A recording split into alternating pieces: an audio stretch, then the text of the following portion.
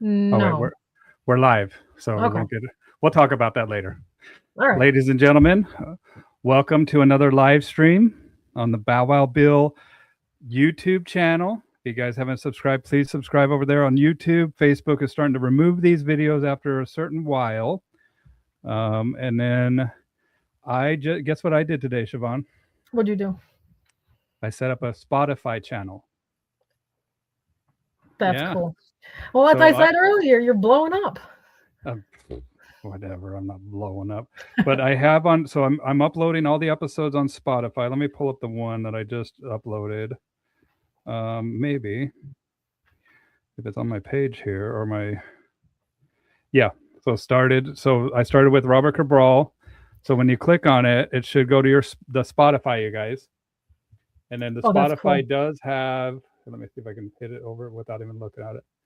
What listen here, and it should have the video and everything. So Well, I'm gonna follow you on Spotify right now. you'll be like my first follower on Spotify. Ah, So Bow Wow Bill, I just set it up, and then it looks good video too. I mean, look at that. It's 1080. I'm starting to upload all the content that I just did. So I just did a chat with Robert Cabral, Melody Uday. oh, those two. Oh my gosh, that. Oh, They're great. They're great yeah. people. And Pat Nolan, Michael Ellis. Yeah, and they were some of my favorite podcasts ever. And but you are one of my favorite people ever, Chivon, because we go way back. Yeah. I think we met in the Triple R Facebook Triple group. R, for people that don't know, Chad Mackin. Shout out to Chad. He started a page called the Triple R. What was it? Rational, reasonable, and respectful dog training discussion. I think And that's what it was. we need that again, you guys. What a fun page, man. Shout out to Chad Mackin. Chad, love you, and what a great time. And I think we reminisce on that time as dog trainers, because we really came together and helped each other out. And Yeah. unfortunately, I don't see as much as that nowadays. That I think that we could definitely benefit as an industry and as individuals, and our dogs ultimately can benefit by us coming together and helping each other instead of trying to tear each other down. Is that page still up in Facebook? I don't know. Let's find it together. Here, let's see. Because I came across that page shortly after I graduated from Triple Crown, and that was an interesting endeavor because before Triple Crown, I guess you could call me a purely positive, reward based. I drank the Kool-Aid, and after Triple Crown, when I learned that I only knew that much of what I was talking about, that Facebook group, I don't know how I got in contact with, how I got in touch. I think it was just pure networking at that point. But it was refreshing to. Oh yeah, there it is. Yeah, we still have people posting in it too. Yeah, look at this. Your chats will be deleted. Go on Facebook. Whatever. Here, let's shut that off. But yeah, rational, reasonable, respectable dog training private group, and it's still going, but I don't ever see anything from it. We should bring it back to life. We should bring it back to life. We should. There's Jason. And Ted, I've never been able to pronounce his last name. Ted Epidiomitis. Thank you. Yes, he's down in Argentina now, I think. Oh, wow. But yeah, look at all this, you guys. What I loved about this page is there was just no drama. It wasn't, that's why I see Happy Now, Mark, and that's funny. And we all had, just little inside stories, inside jokes. And it stemmed from the ICP group. And that's one of the reasons why I do these live streams, Chivon, is because of the ICP and the conversations that we would have at these conferences. And you were at the most recent conference. Maybe we'll start there. What did you think about the most recent conference? Did you go to the one before that? Before? Yeah, Um, I went to the one in Texas, and that was the first one I've ever been to. Embarrassingly enough, I've been wanting to go for the past 10 years, and either between in life circumstance, moving, insert whatever excuse, I didn't get a chance. But uh, 2025 and 2024 were my first two, and I was hooked the first day of the first one, yes. and it was it feels like a family. Like you can sit down at any table during a mealtime or a break and just start talking to people, and it's not awkward. And well, from my experience anyway, I can't really speak for everybody else, but it's just a refreshing experience to be amongst other professionals but not have that awkward social niceties that you have to make things.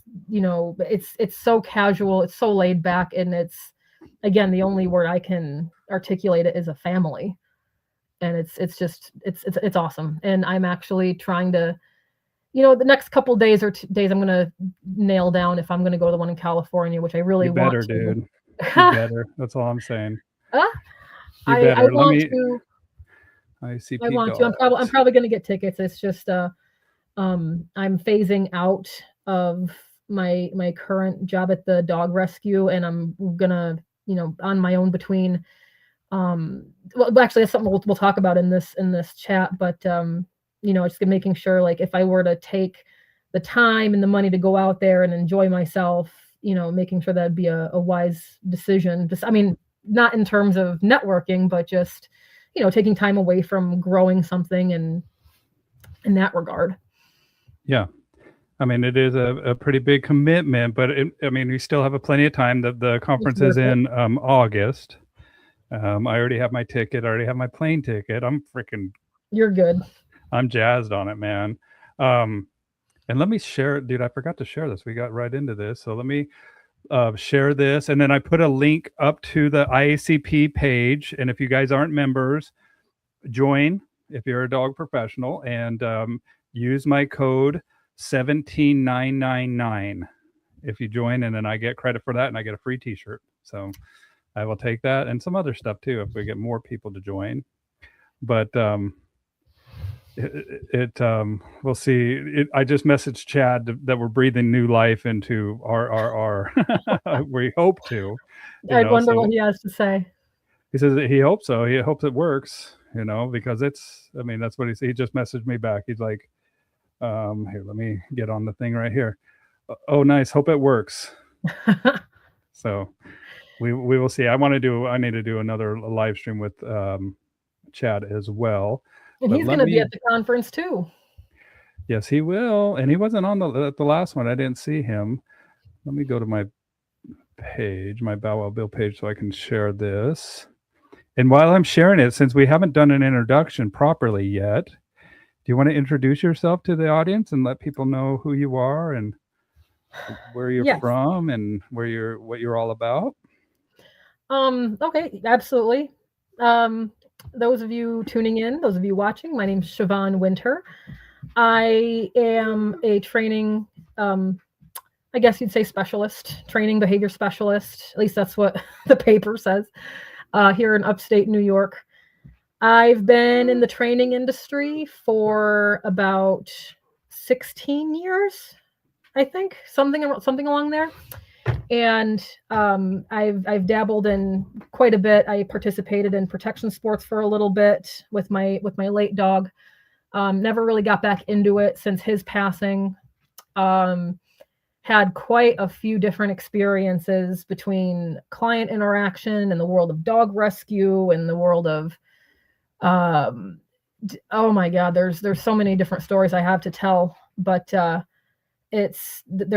figured one of the things that could benefit from doing this is, sharing my experiences or philosophies or thought processes, in hopes that it can start a dialogue or at least bridge some gaps or help someone that could be in a similar situation. And of course, out of all the times my dog is starting to pace and whine, he's been laying down this whole time. And now that I finally introduced myself, he says, Mom, I want to get out of here. I like, here, down. So so yeah, I my slogan is helping people with their dogs and helping dogs with their people. And I Okay. jokingly tell my clients that I play a fine line between Dr. Doolittle and Dr. Phil, depending on which end of the leash I'm talking to. So No. Yeah, it depends. I mean, that's what people don't realize is that at the end of the day, even though it is interspecies communication, we have to resolve issues by getting the human part of the equation to understand one, how they got into this situation and how do they get out of it, and instilling the knowledge within them. And I remember talking to Robert Cabral, and he said one of his pet peeves is basically how people aren't transferring those skills over to the client, and I think that's a problem, man. But when you take the leash, the dog is definitely going to act different, and it's not just because you're a professional or you're magic or anything like that. The dog doesn't know you and is kind of taking you in and seeing what's going on. It's a new novel situation for this animal, um, but we need to be able to teach and to understand as well how they got into this situation. And when people are paying us their hard-earned money, it's our obligation to help them with the situation that they have, or admit when we can't help and maybe refer them mhm. to other people. And that's the beautiful thing about having a network of talented dog trainers that can help you learn better, but also to help your clients in case you're at a point where you can't help them yourself. And that's I think is a problem in the industry too, is that I don't know where it comes from. I don't know what about us collectively speaking gives Excuse me. such a big head. Um, Yeah. in the sense of it's my way or the highway. It's I have networked, whether it's in person, online, and again, my experience from being I had a Facebook page called the Positive Reinforcement Movement. Okay, like that's how kind of far I was into the Kool-Aid. And so I'm over here, like, I feel like there's value that everyone's experiences can bring, but everyone's got such a my way or the highway mentality on both sides of the fence that it's if they run into a problem that they're not either able to address, it's out of their expertise, or even if it's just, oh, well, this dog, he's just got to, it's, you got to network, you got to reach out to people, say, hey, listen, this dog's too soft and I'm more of a harder, high drive kind of trainer, or vice versa, or, this dog's about to be put to sleep and I don't know what else I can do. It's networking, I feel like, needs to happen. And I feel like a majority on both sides, and I will say both sides because it kind of seems like if you use any aversive at all, then you're against that side of it. It's just, and kind of circling back to the triple R page, it's like it needs a discussion needs to happen, and a unity, but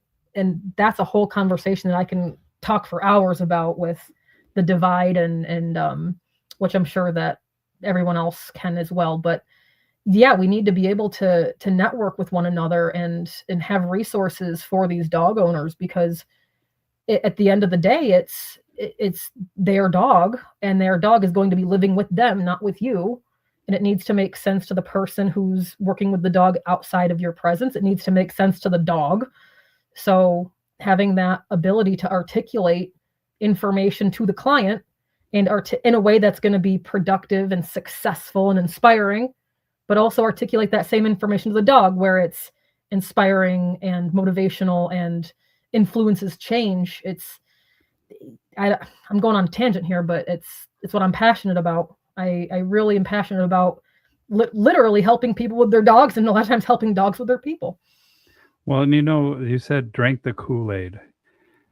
And when did you realize that you were drinking Kool-Aid? And what does that mean? I mean, let's I mean, I think that that's something that I was a purely positive trainer myself. Like I I can share my experience, and I just had one day that I was working with a dog in a class, and I was relatively new as a trainer and just started my business myself.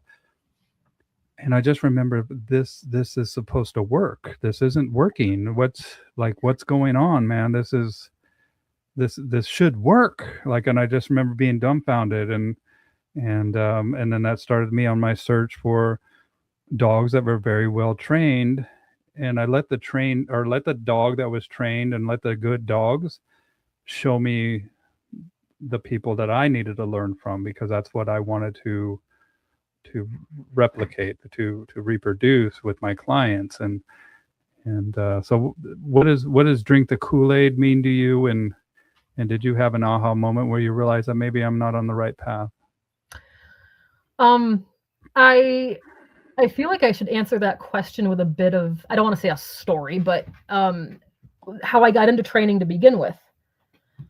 Ever since I was a kid, I was I had not a love for dogs.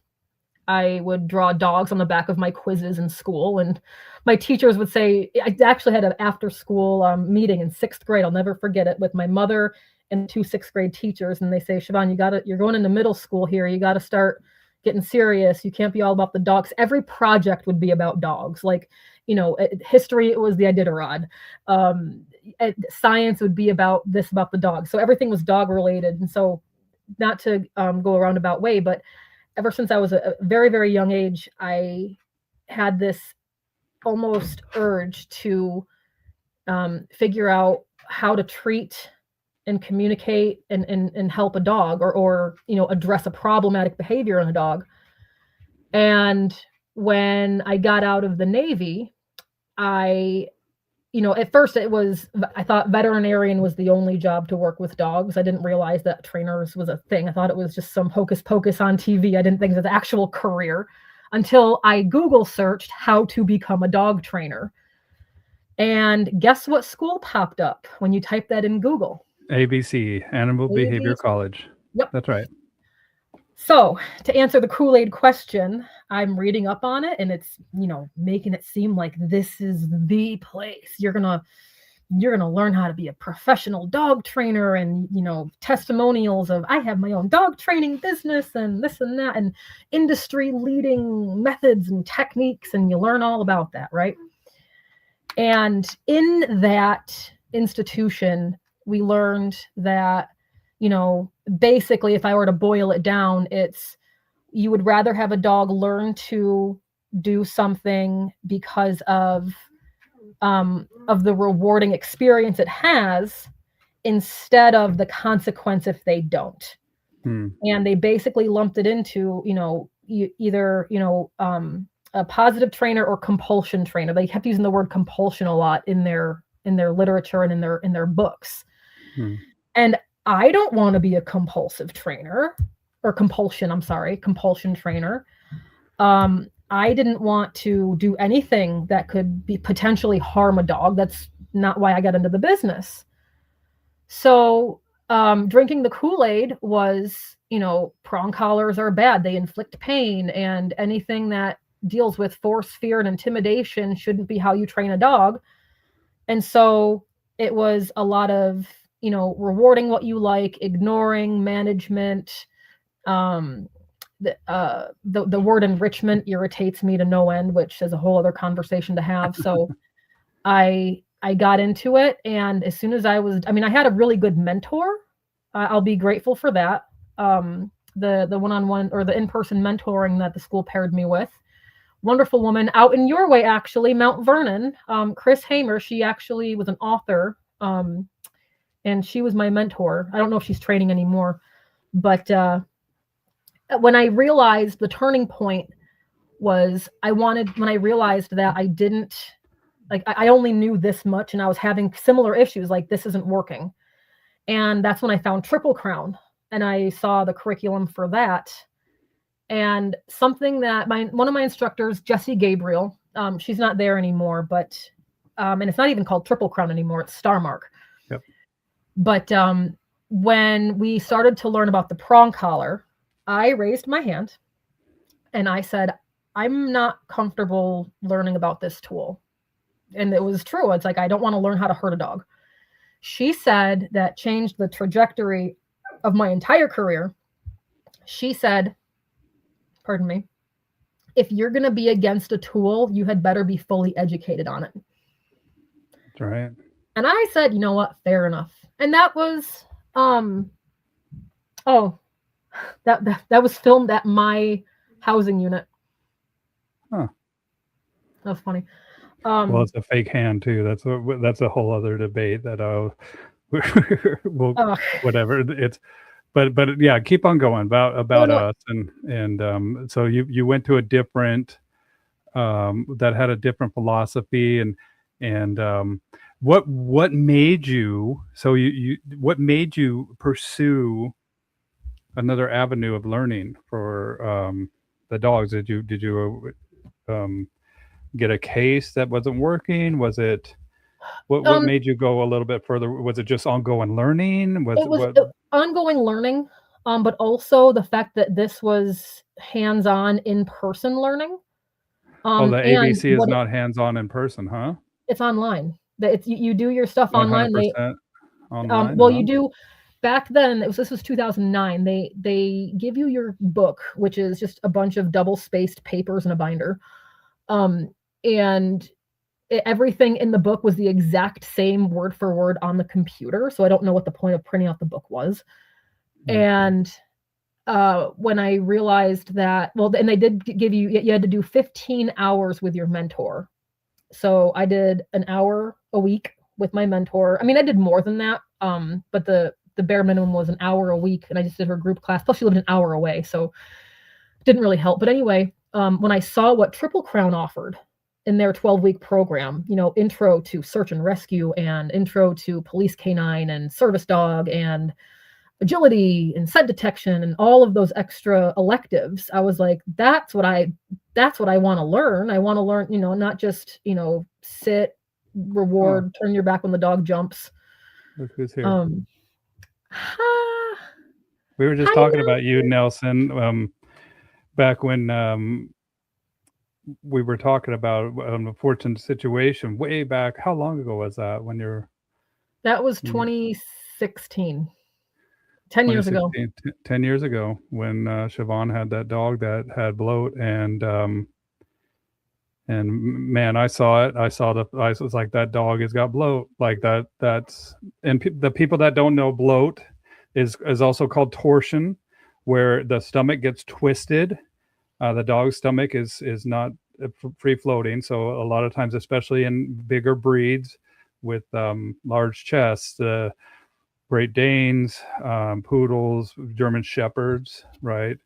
And once you post up a video of your dog, or what happened with that situation? I hate to go back to this because I know that was traumatic for you, but it's important to talk about. I mean, I feel like traumatizing things, it's hard to talk about, but at the same time, it's important. If I didn't post that, I don't know what kind of ending he would have had. So it's. Yeah. He was who I went to Triple Crown with. I spent my first Mother's Day away from my daughter, and I had my dog with me, Nico.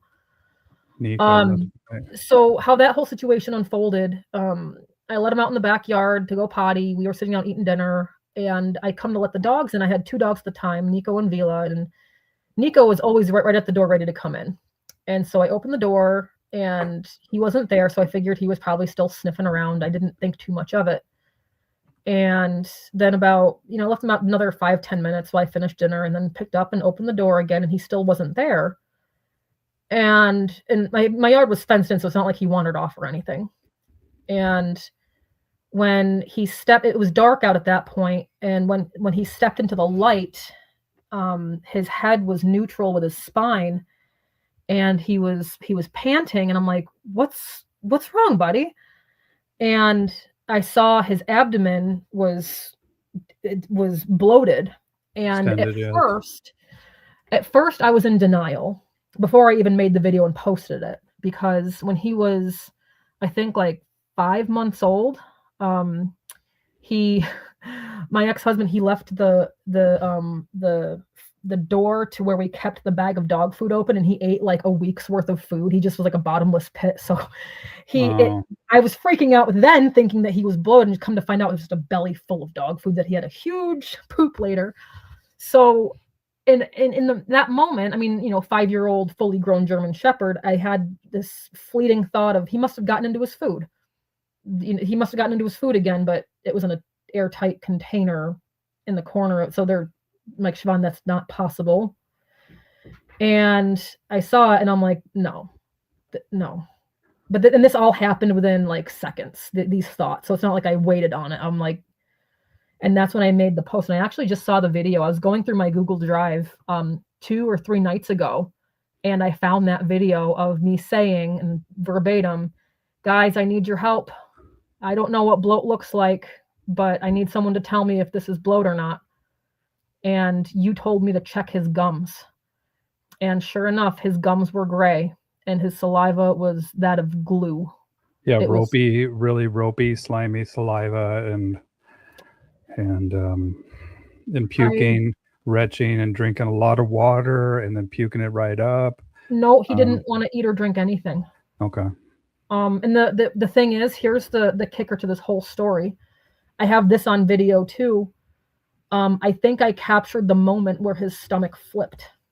I think so. I have to be very clear about that. He was playing my Doberman. I had he was only like 9 weeks old at the time. Nico was playing with him, and you know how, I don't know the technical term for it, but I call it plowing, where they rub their head and then they fall and then they roll around. They kind Yeah. of plow their head. I was video recording it, and he did that. He was doing that to Sentry to initiate play. And there was one time where he plowed his head, and his abdomen twisted, and you saw him jerk a little bit, and then he got back up, and then 2 hours after that he was bloated. He didn't eat anything. Hmm. And again, I don't know for sure if that's what caused it, but I do know for a fact there was no large ingesting of food or water beforehand.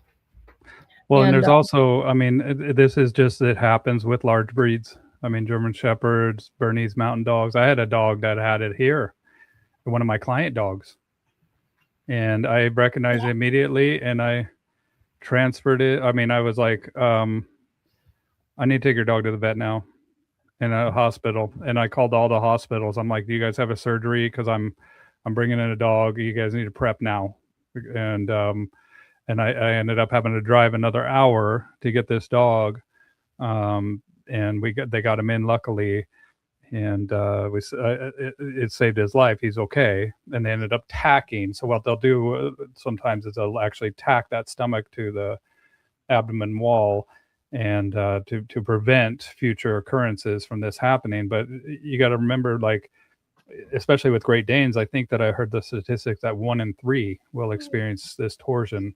And so just know what you're dealing with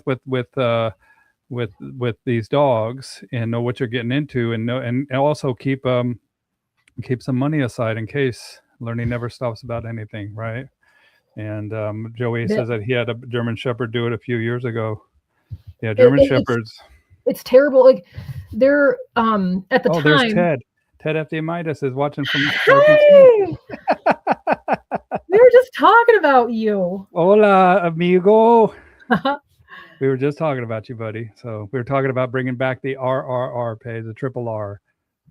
Deep-chested dogs, right, have the greatest proclivity to torsion, right? So that's it. So anything with that deep chest. The emergency vet that I took him to, at the time, I was doing the Dave Ramsey thing. You get your $1,000 emergency fund, and debt snowball your debt. Yeah, I love. So I had my $1,000 emergency fund, and I was working on the 3-month one, but at the time I only had $1,000 in my savings for an emergency. And so I rushed him to the ER, and I said, here's $1,000, get the surgery. And they said, I'm sorry, we need payment in full before we do the surgery. And I said, you can bill me. You can, I have a dog training. Like, I tried to, it was between $4,000 to $6,000, and they needed payment up front before they could do anything. Yeah. And the one resource that I had, I called up.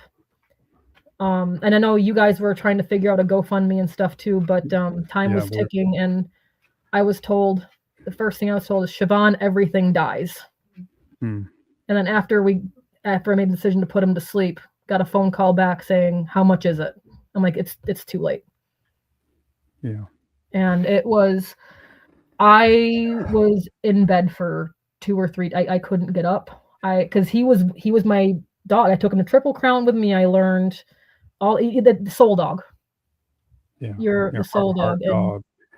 Well, it's and crazy. also know that just because he had the surgery doesn't Doesn't mean mean that's right. Necrotic tissue, shit happens in the surgery. Anesthesia is a huge effect, and so sometimes this happens, you guys. Sometimes we have to say it goodbye. terrifies me because I adopted um from my jobs. There was an owner surrender. This shepherd I have now, his name's Bellic. Oh, you met him. You met him at the conference. Yes. Everyone met Bellic at the conference. I was the one that just walked up and let him go say hi to everybody. I didn't do any fancy stuff. He's too clunky to do anything flashy with, but he's such a good, solid dog. Like I'll work with him in the reactivity cases, and he'll just sit there like, "Why are you freaking out?" Like, Yeah. What are you so, doing, dude? he's Chill. such a good dog, but he's so big and he's got such a deep chest that I'm just like, not panic ridden every day, but I try to mitigate as much as I possibly can because he's up and coming to fill those shoes. And he's quickly become my right hand man. And it's hard to find a bomb proof solid dog that's just so neutral to everything and just like bonds to you in a way that I don't know, he hits different. And so now I'm like, okay, I love you, buddy. Don't bloat on me. Yeah.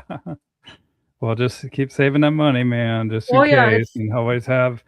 I mean, I have savings and there. there. I'm good with that now, but at the time it was just you know so gut wrenching. Like I said to the lady, and I feel bad because she didn't make the decision. She's a receptionist, but I said to her, I'm like, so my dog's gonna die tonight because you guys aren't paid.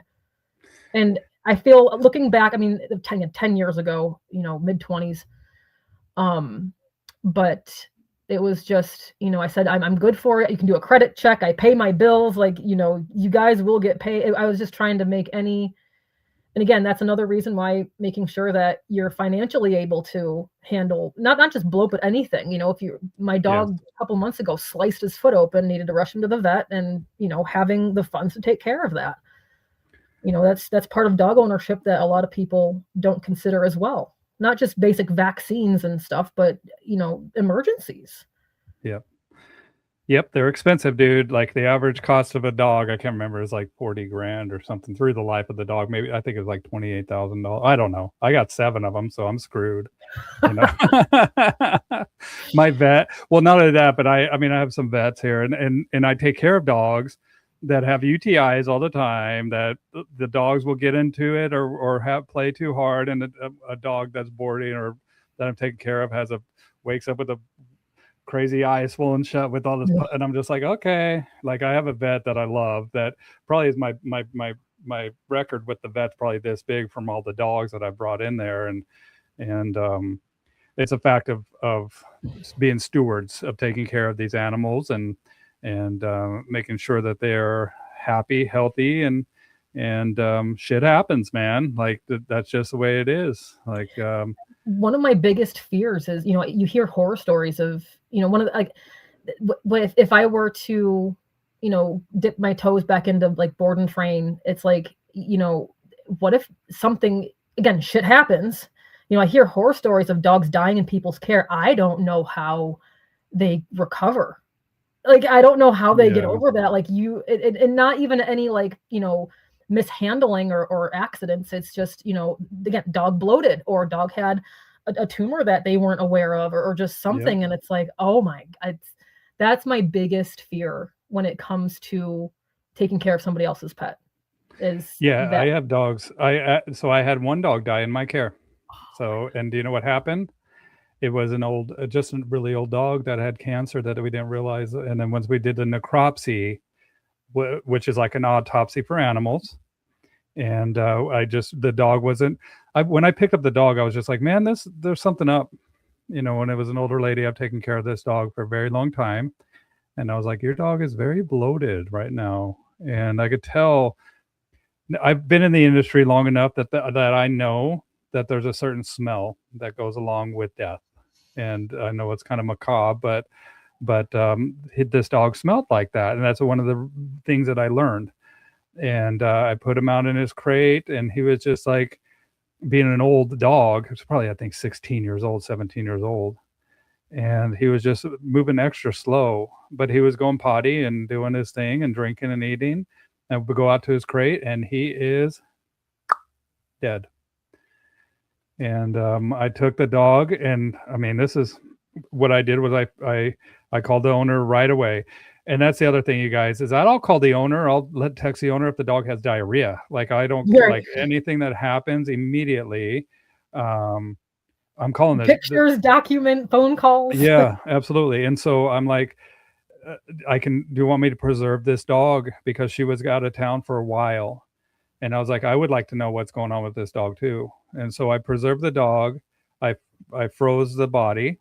And so the dog would, and so I had a Jiminy Christmas, but chest freezer that I put the dog in and waited till the owner came in, and then I took it to the vet and met the vet at the back door, and basically we performed a necropsy on the dog, and the dog had a pretty advanced case of cancer, intestinal cancer.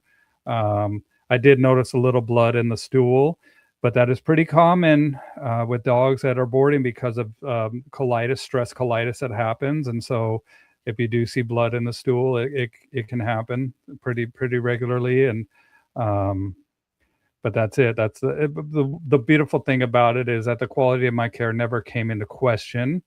And I love that, right? Because I was ready to defend and whatever I needed to do. But I'm glad that never ever came up, because I did love this dog. God bless you, Dempsey. And I think about this, and actually right now I have a dog here, Carly, who is 17 years old, and she's a Westie, and she's deaf, blind, and so I have the conversation with my clients. I call it the what if conversation.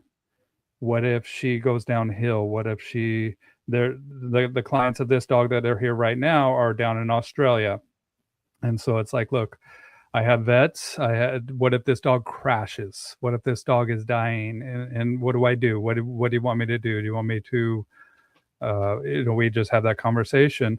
And the other thing that I do with my clients, and what's up, Eve, is that I also have them do what's called a euthanasia evaluation form when these dogs start to get older. And so it's also called a quality of life scale, right? So they have an idea of when it's time to have that conversation of ending any suffering that might be happening with this animal.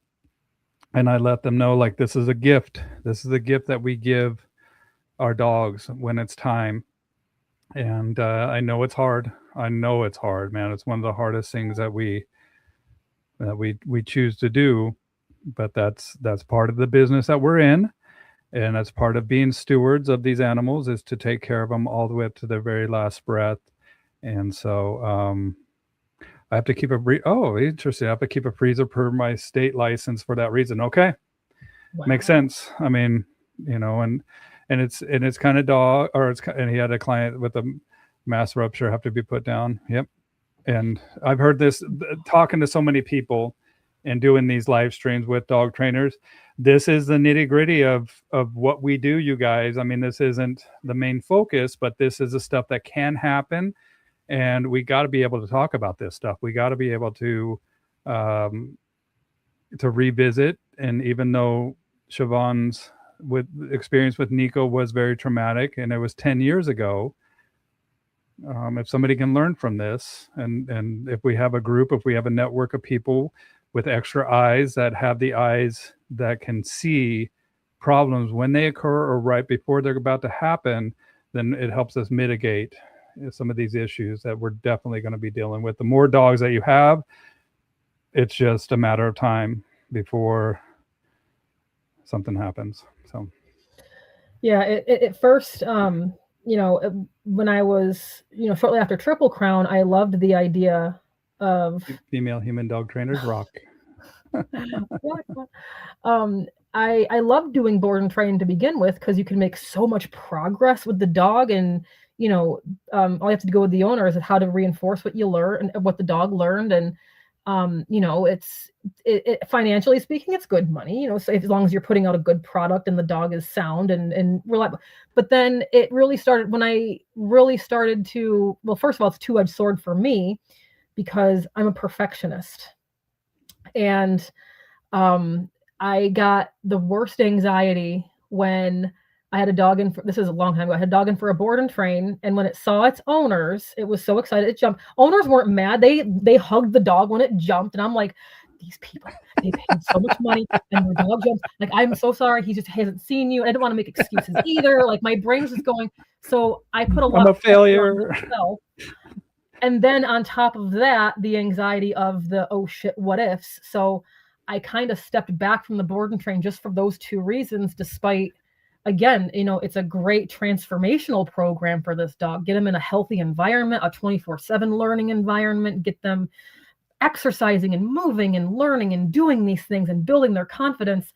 But those two little fears that actually are pretty big, well, one's more of an anxiety, but that's what I'm actually trying to overcome and step back into the world of board and train, just one dog at a time, just to kind of get over that, because I feel like your ability as a trainer can really shine in that type of situation. But again, those are pretty intense what ifs. I mean, I've never had a client upset that their dog embraced them when they saw them for the first time after 3-4 weeks. But at the same time, it's like, okay, and I would give like a little blurb ahead of time, like the last time this dog saw you, he was able to do all of these things. So the next time he sees you, there's a little bit of that association of what to do. And I'm going to show you how to address that so the consistency will transfer over. But still, it's just like, I have this false narrative that I've always battled, where I have these false like dialogues where I think the client's going to say, after all of this, my dog still jumped. But again, nobody really cared because they're just as happy to see their dog as the dog is to see them. Yep. And so it's, again, a battle of perfectionism on my end, and then that fear. And again, I see people posting in different groups of, this dog died in my care, or again, the oh shit moments that just have it be like, oh, so yeah, it's just personal growth in that department. I haven't done a board and train in 5 years, and yeah, I very rarely do them. I just did one last year. I mean, if I do them, if I do them, I bridge gaps between the training. So if my clients are having a hard time with this specific task or this specific behavior, I'll be like, let me take them for a week. That's kind of where I'm thinking too. Put the repetition in that this dog needs to start the reflexive act of doing the command right when I say it, and so the dog knows without a doubt. Then I transfer over this little piece that is essential for that next part of the training, whether it be automatic sit, recall, stay, all that stuff. Stay with distractions, because I got a ton of distractions here. And then, but when I drop off the dog, I'm like, look, you're excited, the dog's excited. Let's work on you guys just loving each other up, and then I'll come back and then I'll show you exactly what we're doing, and what we worked on. Or I let an hour or two happen, let the energy kind of, yeah. And then the other thing that I'll do too is I will be like, let's meet in a neutral area. And I said, your dog is going to, because this is what I did for a service dog and I was like, you guys are actually going to be my training gift, that I'm going to have proof that this dog is still obedient to the task that is being asked of them as a service dog. And so let's meet in a restaurant, and the dog's going to have to be a service dog with me. And even though the dog's going to be like, oh my gosh, it's them, right? And I said, now I don't want you guys to get upset that this dog isn't jumping out of their skin. The dog still loves you. Oh The yeah. dog's just going to be concentrating and working on everything that they've been taught. And this is kind of like that final exam. And I also want you guys to just pretend like the dog is a regular service dog, because that's what they are.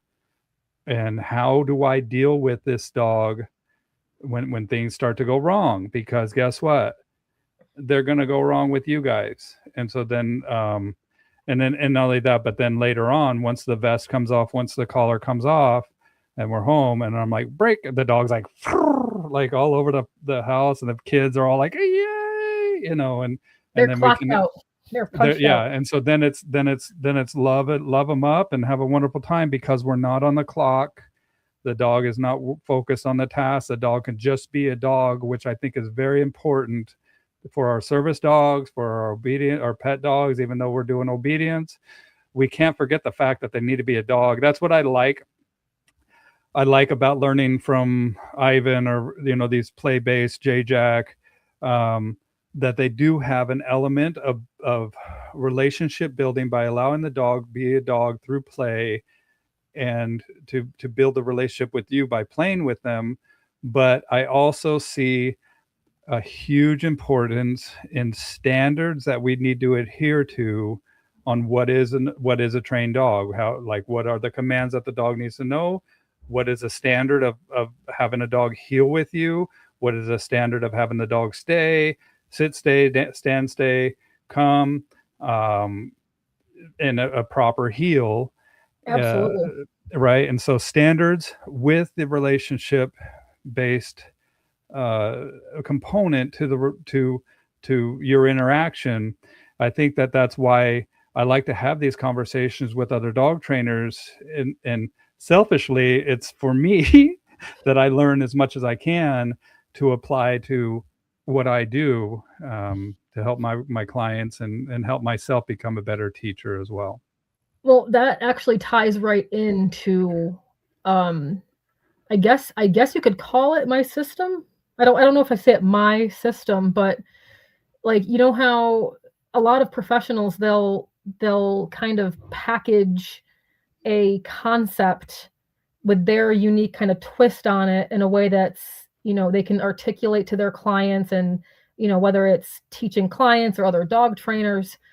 um, I've kind of cultivated different techniques into a system that I've called the bar system. The That bar, BAR. Yep. And it's nothing new. I mean, if you're a dog trainer and you've been doing this, none of the concepts are new, but how I arranged it and how I articulate it to clients, it's been wildly successful. And I'd be willing to share it. But Please. I feel like, You go to a bar and you get really drunk. That's the bar. The yeah, bar well, system. No. actually, on my shirts, I want to put on the back, ask me why I set the bar low. Okay. And it's I call it the bar system, and it's the training before training. The And training before training. I've implemented this multiple times. So the first time I did it, I'm like, I don't know if this is going to work. I don't know if this is going to make sense. I don't know if it's going to be effective. And time after time after time it is. So We don't know. We don't know. Perfect comment there. hi, Eve. Eve is awesome. Actually, Eve is awesome. sidebar real quick. Okay. Eve was the first person I met at my very first IACP conference, and I freaking love her. I was lost in trying at the conference in Texas. We were at this complex with multiple buildings, and I couldn't find where the conference was. And I'm off the plane. I look like haggard hell, and I have my backpack and my bag, and I look like I'm homeless. And she goes, You're a dog trainer. Are you looking for the dog thing? I go, yeah. She goes, honey, follow me. And I stuck with her, and now I'm actually a part of a group that she's in, also with Sherry Boyer. Shout out to Sherry. Sherry, She's I need to awesome. have her So back on too. Yeah, she's one of my people, dude. She's I've amazing. been in cahoots with her for years, and I still haven't met her in person. So come the day I meet Sherry, I'm gonna give her a big ass hug. Me too. Anyway, that was that was a sidebar with Eve and her popping in. Well, But and I think that it's funny that your bar system, and then we just had a side bar in so the bar it stands for Bubble Anchor Roam. bubble anchor And room. Okay. Bubble Anchor Roam. So sit on the dog. We all Okay. know, most trainers know sit on the dog. The reason why I If you call it don't the know bubble. what, let's explain just really quick Okay. what is sit on the dog, because I think that, and this was Margot Woods kind of coined the term sit on the dog. But do you just grab a dog and sit on them, right? You just squish them That's with your butt, right? that's when I did a presentation in front of a group of kids at a camp, like a summer camp. And I said, okay, guys, this exercise is called sit on the dog. And they all start giggling, thinking I'm going to sit on the dog. And so I said, no, no, no, it's not where you sit on the dog. It's where the dog learns how to settle in your space or in your bubble, your personal bubble. And since then, I just call it the bubble now, just to have the dog in Oh, your personal space. That's why I call it the bubble. okay. It's again just as much to explain what the bubble is as it is to explain sit on the dog. You have to explain yourself either way. But for those that are watching, um, it's an exercise to teach a dog how to self-soothe and how to regulate their mental framework.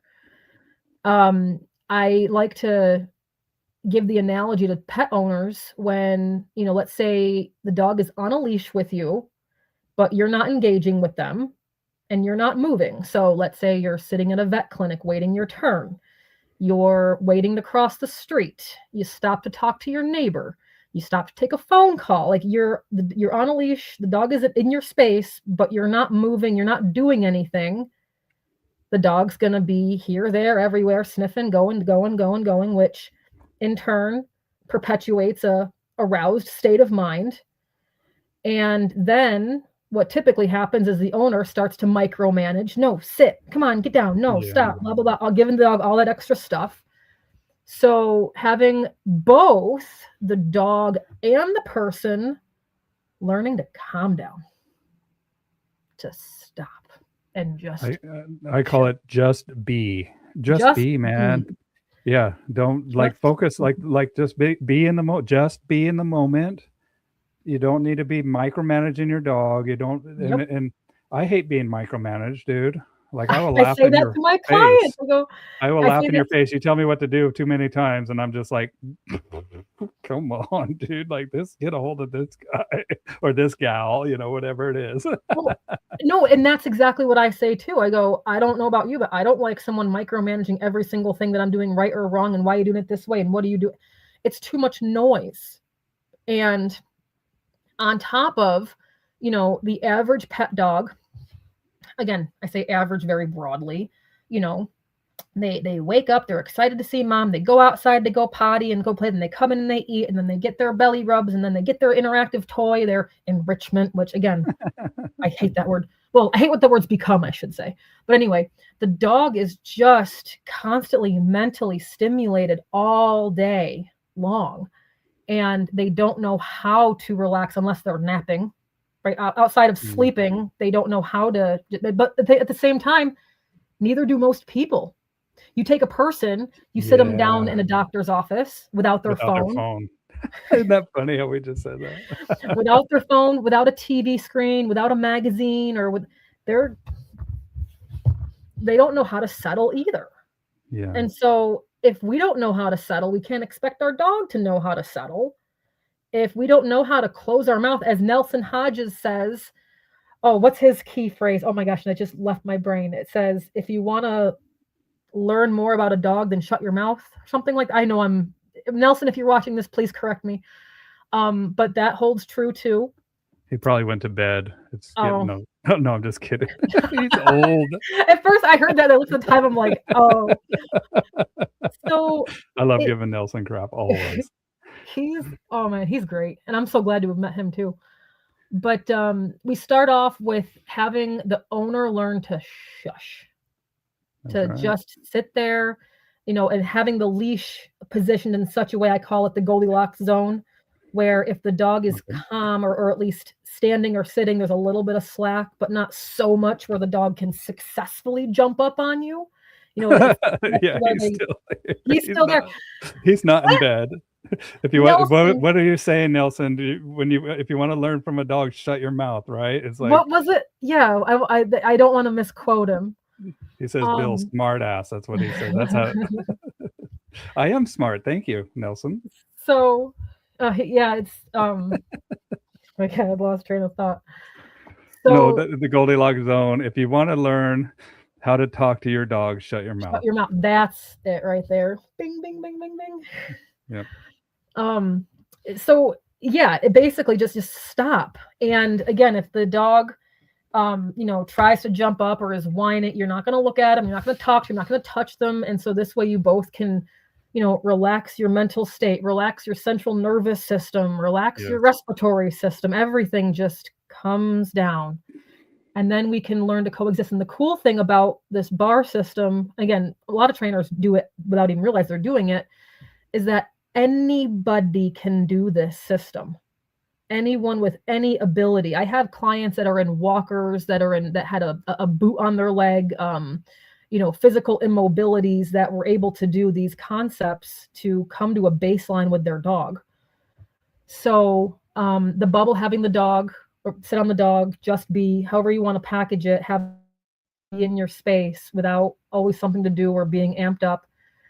The A stand for anchoring, aka tethering.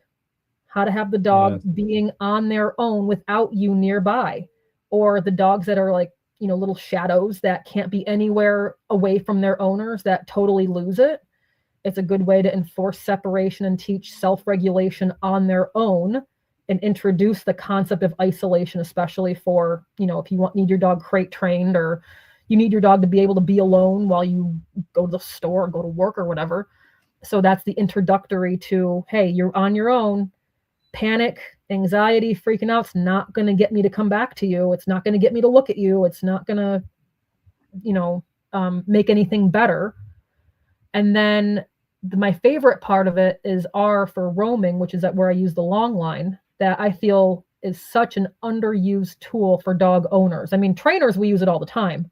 Yeah, I keep it in all my clients' toolbox. I'm like, you keep this. This thing is always going to be something that you can go back to. It's amazing. It's But my yeah, favorite tool. I like a 15-foot. I like them skinny, so I like a 5/8 inch 15-foot bio thing. Excuse me, long line. In fact, I have this one. Isn't this one's no, it's not 5/8. It's 3/8. This one's 3/8, but this one is Yep. I mean, this one's long or even thicker than the one that I like, right? But this is a 15-foot. Biothane. I don't know. I don't even know if you can see that 15-foot. This one's Yep, 5/8 biothane. inch, which was this one I had my client give me because I said the wrong thing. I think it's 3/8. I But like it's them the thin skinny, too. yeah, the skinny one. But I'll use this. These are absolutely. I mean, they're Well, I explain it to my clients in the way that I go, and this is how I package it too, when it comes to this concept. I said, think about it. And again, I'm talking to dog owners here, not trainers who already use the tool and know the benefits of it. But the way yeah, that I articulate it to clients is I say, listen, each and every single time your dog steps foot out into the outside world, outside of their fenced in backyard, the world that we live in, it's met with, the human world, yep, it's met right? with tension on that leash, Hmm. pressure on the throat or the chest, whatever the dog's wearing. It's met with, even if you are letting, again, I'm talking to dog owners here. I say that even if you're letting your dog, you're going where your dog wants to go, right? It's still met with tension. The dog can't even take a leak without you hovering over it within 6 feet. I don't know about you, but if I was tethered within 6 feet of my significant other every single time I left the house, I'd be driven nuts after the first hour, let alone these poor dogs. They spend their entire existence on this planet exploring the world with a tight leash, hyped up state of mind where they can't just go be a dog. Yeah. I think And that, like, my wife would absolutely love that if we were just tethered all the time together. No, she I should ask. would you? Yeah, it'd be a dream come true for me. No, just kidding. No, As no, a, we you need your space, man. I explain it to them though. I go, imagine, your favorite person, and you are within 6 feet of that person every time you step foot outside the house. You want to go to Bath and Body Works? All right, your husband's going to be attached to you. He wants to go to Home Depot. It's like, it's that's the dog's experience though. And so with a long line, I mean, the lengths that I use depend on the dog. If I have a bit of a flight risk, I'm not going to give him a 30-foot line. But if I got a Mhm. dog that just wants to sniff the ground without that pressure, he can.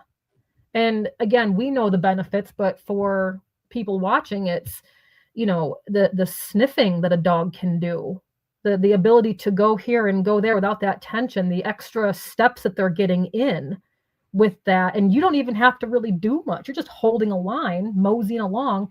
The dog's able to go here and go there. The psychological fulfillment the dog's getting from that feeling of freedom. So in this system, it's I mean, obviously I go over it with people before we start, saying, hey, I have this system if you want to try it as a preliminary. I mean, if there's obviously an issue, then we're going to address the predominant issue. But generally speaking, I like to use this because it gets the dog to the system, and I like to use it because it gets the dog to a calmer mental state. It gets my clients to not talk so much and identifying attention seeking behavior or impulsive behavior from the dog. And it lets the client learn how to be on the dog's time. They're on our time all the time, listening to us. You can't chew this, you can't bark, you can't jump, you can't dig, you can't. On the long line, do what you want within reason. Don't lose your mind on the long line, right? Like, don't Yeah. take off like an asshole. But it's let the dog be a dog for a little bit, and getting everyone to feel better. And now let's start training. Let's have our communication be clearer because we're not talking so much. Let's recognize when a dog's in a more amped up state, how to get them to settle so they can receive information better. Yeah, and I like the fact that it's like, how would you feel if, and now let's look at the world through the dog's eyes by proxy, which that's what I'm always trying to do with my clients is like, look, we anthropomorphize, we put our own perceptions a lot on this animal, and that's not always a bad thing. But when you do it too much, then we're taking our perspective as the default. And it's like, look, the dog's not you. The dog has wants and desires. And just like what Nelson says, like we're bipedal, kind of primate focused beings that are chattering. He calls us chattering monkeys, right? Where the dog is quadpedal, which has 4 legs. We have 2 legs. They have a predator mind, and what interests them and is a lot different than how we perceive, see the world, experience the world is a lot different than ways that we do. In fact, sitting here right now, standing perfectly still in my office, like I put my dogs out because they were pissing me off earlier, but usually I have a Damn dog. dogs. Yeah, I have a dog here. They unplugged my computer, right? Like, and I'm like, all right, yeah, everybody out of here, man. But the thing is that they're exploiting by the plugins. They don't realize that they're about ready to unplug my stuff. But we can sit here perfectly still, and with our voice, communicate a vast variety of abstract subjects or talk and get some ideas and just like the way that we communicate on these devices. And even I try to get my dogs to like watch TV, and they're just like, sometimes they do, like if there's a dog or something on there, but they're not watching, a drama or they're more into documentaries, sometimes they, but it's my point being is that we naturally overlay our own perceptions on different beings, and sometimes we can kind of misinterpret their wants and desires as an individual sentient being by putting our perception too much on them. So what I like about the bar and your system here is it's like, let's consider the dog. That's one of the things that I like about Tyler Muto's program, Mhm. Consider the Dog, is that we consider the dog's perspective here. And would you want to be tied to your spouse, even though you love them, 6 feet, right? While you're doing everything, and knowing like there are certain things that I love to do. I like I like video games. You know that I like video games. My wife can't I thought you freaking just did stand. podcasts and train dogs, Bill. I had no idea. Yeah, yeah, I do. I like a couple video games I like to play, but my wife can't stand them. Like, and I'm just like, hey, come here, check this out. She's like, okay, cool, You like later. video games. Real quick, sidebar comment. Does the name Nico Bellic ring a bell to you? No, wait, I don't know. Maybe somewhere in the recesses of my brain. Why? Grand Theft Auto. Oh yeah, yeah, So Nico. my dog Nico, I couldn't when I was playing that, then the main character was Nico Bellic. And I'm like, Nico, I like that name. So that's where I named my Nico from. And then after he No passed away, I'm like, kidding. the next time I get a male German Shepherd, I don't know when it'll be, but when I do it, his name's going to be Bellic. And so that's how Bellic got his name. Nico Bellic. Here we go, you guys. This is Nico. This is and they've Grand Theft Auto 6 is, but that's him. That's the guy. But yeah, like I just remember I was kind of into video games as a kid, but then I was a bartender for a while. And I remember going to my friend's house and watching this Grand Theft Auto. And actually, that's why I bought it. I'm like, dude, this is way cool that you can explore this world and do all this crazy stuff. But sidebar, that's what that's just illustrating the fact that we're different. And do you know what my wife watches? She watches these English dramas that you can freaking put needles in my eyes. I would rather prefer that than watching these people. I'm like, I could care less who any of these people are, and they're all like talking whatever proper and but that's what she likes to do, English dramas. But think of it, and it's actually interesting that you mentioned that because that's a perfect segue into what I also talk about with this system. It's like if you're if okay, I'm sure that you just said, put needles in my eyeballs, but you probably at Please. some point or another will be there with her and watch her show because she enjoys it, Yeah. right? You not so much. And I actually give that same type of analogy to my clients, especially with the long line. I'll say, look at this dog, he's sniffing the tree. I don't know what's on that tree. I could care less on that tree, but you know what? He's having a great time and I'm there with you having a great time. I could care less about the tree, but you know what? I'm in that experience with the dog, which helps. And actually, I had a little bit of this tied in with when my little chats with Nelson Hodges at the conference, and it kind of reinforced, or at least made me feel like, I guess, a little bit more validated when I give this type of advice to people. Because like when you're in your own little bubble, I don't really have many networks up here, so it's like I want to make sure that it's legitimate. It's so I've been give these advice of relationship things and going out and doing things with the dog that the dog loves. He's over there, not like digging a hole, but a couple little digs at the ground. Hey, buddy, what's in there? That's really cool. What is that? And just having that experience, it's the same type of feeling of you sitting there watching your English dramas with your wife, and she's having a great time, and you're just like, "Hey, honey, Yeah, hey, without my phone. And like even yeah." if I play chess on my phone a lot, and I'm like, I got to make just two more moves, and then she's like, okay, put the phone away. We're actually watching the series Yeah. Stranger Things, Oh boy.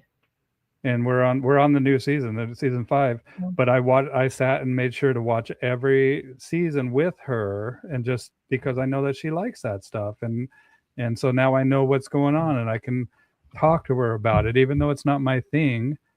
I see that she enjoys it, and she was excited for the new season to come out, but I never saw any of them. So I was like, look, let's watch them for the very first season all the way up to the new season so I know what's going on, and then I can enjoy it with you. I would never watch it by myself. But no, I mean, I can appreciate the things that, and she does stuff too. Like whenever the Seattle Mariners were in the playoffs, I was watching every single game, and she would sit there and tolerate it as well.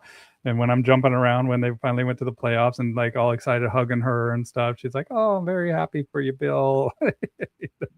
But that's, and the exercise that Nelson has is called follow the dog. And you literally show some interest in what the dog's interested in, and it's going to Mhm. build your relationship because the dog's like, you're like, what is, or he sniffs the ground, you sniff the ground, he looks in a hole, you look in a hole, and the dog's looking at you like, I know, right? This is freaking cool, huh? And you're like, dude, yes, this is cool, man. You're See, awesome. when he first explained that to me, as a trainer, that made so much sense. And then I'm like, okay, explain that to a dog owner who knows which end to feed and which end to pick up after. And that's as far as it goes. It's like, hey, go sniff that tree. Like, who the hell did I hire? What's up, Angelina? Hello. Hi. We're in California. I don't. If you better come down to the next conference, Angelina. So that's all. What I'm saying. I remember seeing her at the previous IACP conference too. Yeah. But yeah, that's it. Like, let's learn. Let's consider the dog, and that's what I like about what you're saying here. Is like sit on the dog, just be. Now you just be too, and we could gain valuable insight about our own behavior by training another. Yeah, you're in Oregon, but you're west. Hold on, I got to do this. West side. And We're then on I'm the. east side. Can you do it by yourself where you can put the. You Yeah, can? I can't. Dude, isn't that crazy? Everybody's like, what? Yeah, I have to do this. I West can do side. that. I can do You're that. east side. That's this. East side. I don't Wow, know. Like that. East side. no one screenshot that, please. That's our gang signs. You throw up the west. I throw up the east. There we go. Here. There No, it it's is. like this. You got to do it like this. Like that. Oh, That's east okay. side. No, like the triple. See the E. Oh, right Maybe there. it's like that. I don't know. Whatever. There you go. Oh, E. Oh, you do it like that. I Like don't. a I've never made an little E with E. my hand before, so I just kind of guessed it. That's kind of cool. Okay. So, well, and now that we have a little bit of a, so one thing, do you know? I was asking you if you knew who Dr. Robbie Iyer was. This is his stuff. No. What is that? It's got product of the year, canine joint, muscle, total wellness supplement. I'm writing that down because my Doberman is 10 this month, Oh, dude, and and not only that, but he has this whole. Let's go to his website because he's awesome. I love him first and it was foremost. So, one more time act, Atlas. yeah, it's Active Power. Atlas is the supplement. Active Power. .com. I'll put a link in the comments down below, you guys. But let's take a look at this. So this is it's and he has a human supplement too that I take and my wife takes called Zeus. So let me show this on the screen here. Add to stage. So Active Power, and it's won like the best joint supplement last 2 years, I believe. But this is it. I'm writing it down. Active Power Canis is, and I'll put it in the comments down below too. But check this out, you guys. They have. Oh wait, I need to make sure I'm on this tab now. So when you click on this, and it'll show this tab. So it has a few things. So the Active Atlas is what I was just showing you, and it has a little scoop. I don't want to open this one. Okay, let me see what else I have here. Oh, the IU Rub. I wonder if I have one that's open, but it smells so good, Chivon. Like that's one thing that I loved about it. But it has 16 proven herbal and marine compounds. So it's got like green-lipped mussel. I was just gonna say mussels. Yep, sea cucumber powder, MSM, methyl sulfonyl melone, whatever. Ascorbic acid for the vitamin C, and it also has creatine monohydrate, which I take a ton of that stuff anyway. And this stuff, man, I use it every single day. Every single one of my dogs I just put a scoop right in their food, mix it up. but it boosts energy and immunity, relief from arthritis and hip dysplasia. So if I ever have a dog, an older dog, put them on this right away. And I have heard so many great reviews, testimonials from my own clients. But check it out. They also have these little massagers. And then you know what, you know about like Tiger Balm? Uh-huh. So this is Tiger Balm for dogs. And it has this little applicator that you can put it right in their little joints. And then you can rub it with the little rubber thing, or little massager thing. I don't know. Here, this thing right here. And it's got like these steel balls on there, because if you can see that. And then, so that's cool, especially for your larger breeds. And then it has these acto bands that you can put around their paws, and they're like, Oh, and you put coins. So you open it up and you put coins. I should have it right. I mean, I think I put it out in my barn and my dog stuff because I just redid my floors. But you can like get the whole package, like coins, like quarters, and you could stack the quarters. quarters. And then so you can make the weight for the dog. And it's all, you don't leave it on all the time. You just put it on so you can watch it, but it's a muscle kit. But yeah, this is so you can do the whole complete strength and wellness so this is for everything. Wonderful guy, Oh man. wonderful client or wonderful product for dogs. He is an MD. He's a medical doctor, has his own practice on the East Coast there. I think he is in crap. Maybe I'll message him really quick to find out where he's at. But I've done some live streams with him, you guys. Dr. Ravi Iyer, very Wow. knowledgeable. And but then look at this too. He has the for the human part too. Look at, she's like, yoo-hoo. So let's see. Let's share this tab instead. So this one, and he just came out with, so he's got Zeus, and then he just came out with Zeus is basically the atlas for dogs, is basically for humans, and it's all in pill form. That's cool. And then he just came out with a clarity one, and they're doing a horse Oh wow. horse supplement too. So Cognix, I have not been on Cognix yet, but I'm doctor. I want to get on that stuff. So if you and I'm not getting paid anything to promote any of this. I just love it. But this is a brand new one that they just came out with. I'm at least gonna get I'm tempted to get the whole muscle kit because my Dobie, he's like I said, he's gonna be 10 and he's, starting to walk stiff and he's got the intermittent whines. I could tell he's starting to get a little arthritic. Get it. You'll love it. And tell him Bow Wow Bill sent you too. Make sure. Okay. But this is this is a product that I absolutely love, and I'm glad that we had a little segue. Oh yeah, look at with Jessica. What's up, Jessica?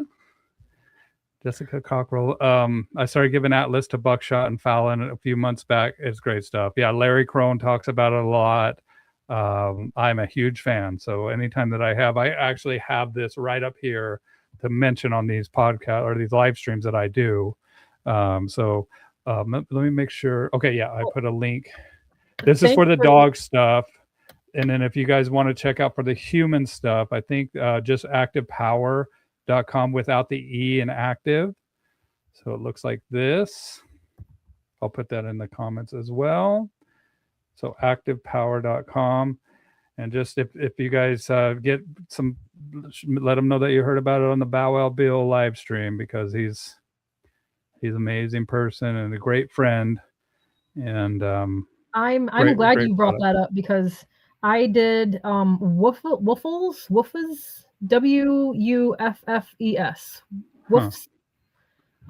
It kept showing up on my news feed, so I'd go look at the reviews and it looked good. So it was just like, okay, I did it for a couple months because I'm thinking, let it build up, and it's just not much of a difference with Century with my older guy. So for the past 2-ish months, I've been kind of just like do I buy into something again? So hearing an actual testimonial from someone I trust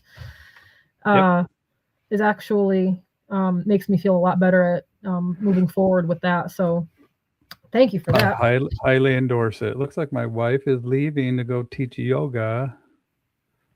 Oh goodness, but whatever. She's got her yoga class tonight. She's a yoga teacher.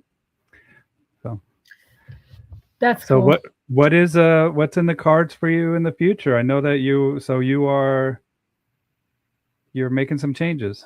Yeah, so I've been full time at a reputable local dog rescue. So how that came about was I felt like I was hitting a glass ceiling. I had my shop, and it was nice. I customized it how I wanted, and I I knew how to train dogs and treat people, but I didn't know how to get to the next level, I guess. I'm not good with social media. And even to this day, that's something that I'm like, Chivon, you got to get better with it, because in this day and age, that is how people are finding you. That is how people are making their decisions. I mean, because back then, and I say back then, it was 3 years ago, but um, up until then, it was just word of mouth. And that's how I built my reputation, was word of mouth. I bought the only money I put into marketing was for business cards to pass out, and I think I did one Facebook ad with not much views or anything. So because of word of mouth, I was able to get to the point where I was able to not only pay for the house I was renting, but also pay for my facility out in town. And I just was wearing all the hats. It was such a fluctuation of I hate doing it the too. training, the Just so you guys. admin. I hate recording myself. Well, except for this. Like I could do this all day long. Like sit here and just talk. This I don't mind doing. It's video recording yourself training the dog, because everyone's got shit to say. Everyone's got something to say, and I'm trying to just there was a meme that resonated so much with me. It said, "I don't have time to explain myself, so please just judge me at this point." Like, just judge me. I don't Totally. care anymore. It's easier to Um, get judged than to just explain judge your me at this position. point. I mean, I which kind of goes into the whole fact that we didn't get into this to abuse Let me dogs. So kiss he my was wife. I'll be right back. okay. Love you. Oh, bye, wife. Bye, wife. So it got to a point where getting back on track, I tend to do that. I was just word of mouth, and I was wearing all the hats. I was doing the training, the admin, the cleaning, the keeping up with everything. Wearing all the hats. And so what I did was I kept getting dogs or inquiries from people who just adopted a dog from a rescue called Helping Hounds. So I went there one day just to introduce myself, saying I get a lot of your dogs in. I wanted to put a face to a name, and what was supposed to be like a 15-minute meet and greet, hi, how you doing, drop off some business cards, of which I forgot the business cards. I brought my whole training bag and left my business cards at home. It turned into like a 3-hour interview, like working interview, because they had a really difficult dog that the staff couldn't handle and they couldn't work with. And the director basically made me an offer that I would have been stupid to refuse. And she offered me what basically an average of the past, I think, like 3 years of what my gross income was before all of my expenses, before the shop rent, the equipment.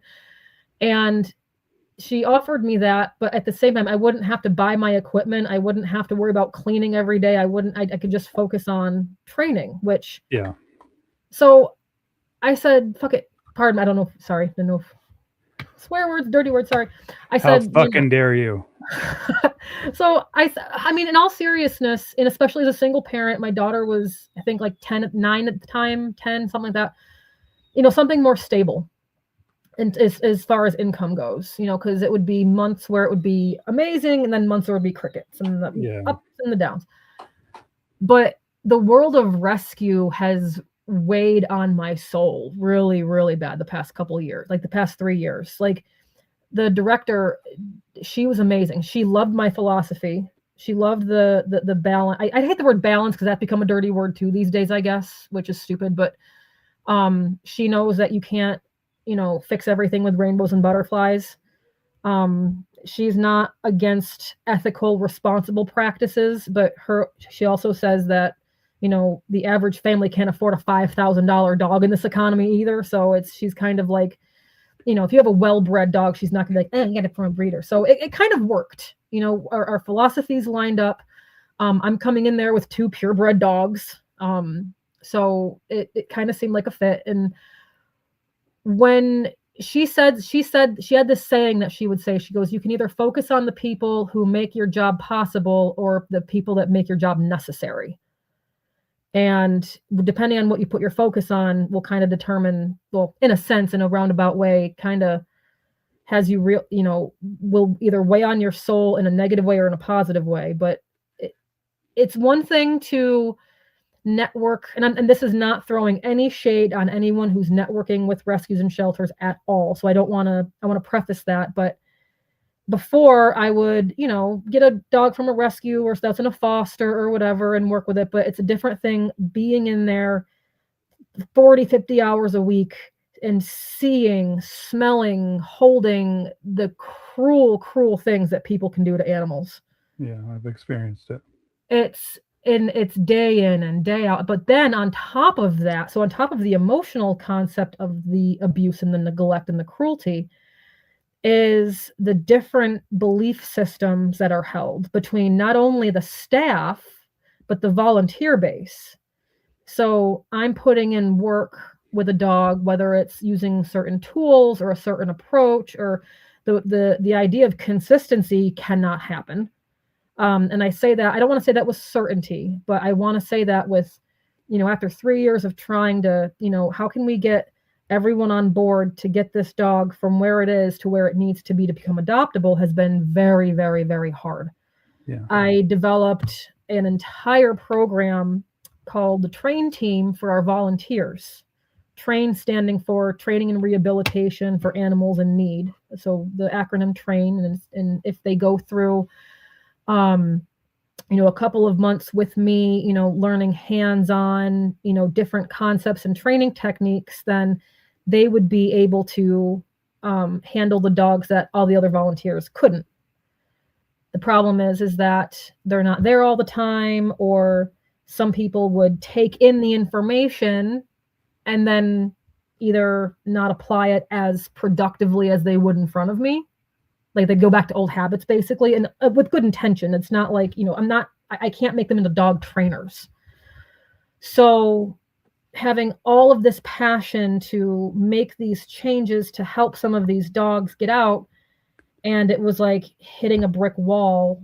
And again, it's no fault of anyone. These volunteers, they're going with loving intent to, give these dogs a love that they probably never had or rarely had, taking time out of their day they're not getting paid for, so there's different elements in that. They're and so showing up.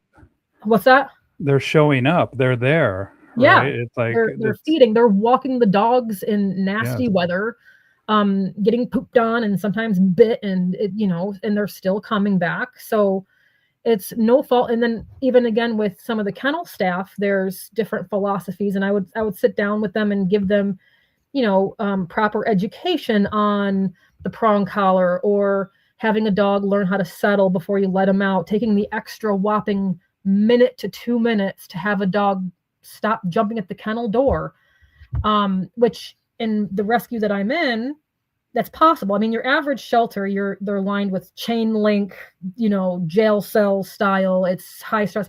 The rescue that I'm in, they have a very, very nice setup, and they have it in a way that can be a lot more productive for training and for teaching. It's just the clash of ideas, and I still don't think that's a good collar to use, no matter how much you tell me. It's just been either oil and water, again, in conjunction with just seeing what people do, and on top of that, even people are either surrendering or giving back a dog for a behavioral reason.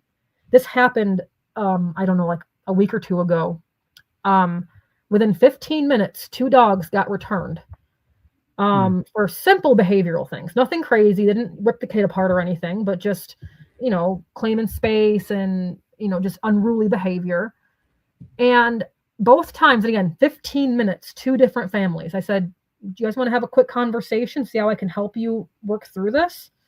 No, it's okay. We've tried everything. It's like, have you tried training? Have you tried, I'll happily, I won't even charge you. It's not even about that. It's like, simple things to help.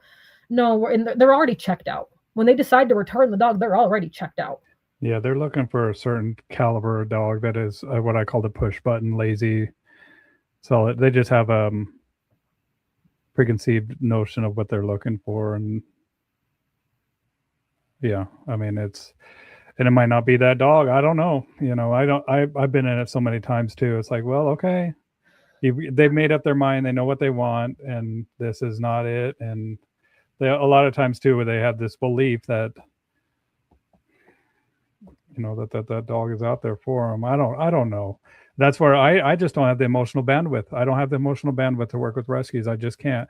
Like Angelina says, like the burnout is so fast, and it is, man. Like it's just like I'm done. Yeah, like I'm done. I don't say I am. It got to the point where when I put in my resignation, I'm still there right now because even before I got into training, I started my career off. Oh, this is great. They want to adopt something that makes them happy, not another job. And that's what I tell people too. Like when they're signing the adoption papers and I'm there for it, I'll say, listen, my name is Chivon. If you run into anything that even makes you raise an eyebrow, let me know. Give me a call. We'll have a conversation. So this way, because you're trying to bring home a new family member, not a new project. Yes. So, and let me help prevent it becoming a problem. Yeah. And okay, sure thing. They'll take a card, and I won't hear from them until they return the dog. And so at one point, I had to fix my face because I said, "Why didn't you call me? Yeah, this dog is fine." And then my boss is like, "Chivon, you're." And so we're all on the same page. It's like sometimes I get you fix your face. Your face says a whole lot of things that your voice. This is where I tell people go to a breeder. I mean, I know that there's rescues out there too, but there's also good dogs that are what you're getting sometimes too, man. The predictability. I'm like, go meet the parents of the breed. Genetics are a huge component of this, and sometimes there is a crapshoot with the rescues, and if you want this and you have the money or whatever, then go and find a reputable breeder. And I love reputable breeders, man. I love people that are great with dogs that have. I met this lady. She's been breeding dogs since the 50s. And this lady's in her 90s and she's still breeding these calves. And I was like, have you always bred calves? She's like, oh no, I started out with, schnauzers, and then I went to this, and then I went to that. And I'm like, let's talk. I'm like, and I just was picking her brain, man, about like, what about these dogs did you like? What about this? What do you look for? What do you look for in clients? What do dogs come back? And I bred dogs. I bred these Skipper Keys. I had these mixed breeds that I bred. And I always had a conversation with any client that I had that would buy a dog from me. And I was like, look, before you take this dog home, just know that if you cannot keep this dog for the life of the dog, I don't care if he's 15 years old, I will always take him back. And you never have to give me a reason for it. And I had a dog return to me. The lady got cancer, unfortunately, passed away. And the family brought it back to me, and they called me up. They're like, "Hey, man, this is happening." And I was like, "Well, I will take back the dog." And they were just like, "Oh, thank God, we don't have to worry about that." And I was like, "Don't worry about that. Just know that this dog will always have a wonderful home, and it's always here with me, where he was bred, where he was raised." And it's so cool, Chivon, to see my puppy they're not puppies anymore, but all the dogs, no matter how long it's been since I've seen them, they all remember me, and I'm just cool.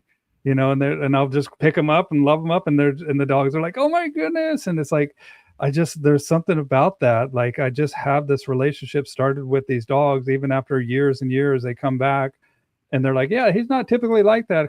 He's kind of standoffish with other people, but man, he comes here and he knows this place. And so there is value. I know that there's also value in giving dogs that need a home. And God bless you. Both too, man. Yeah.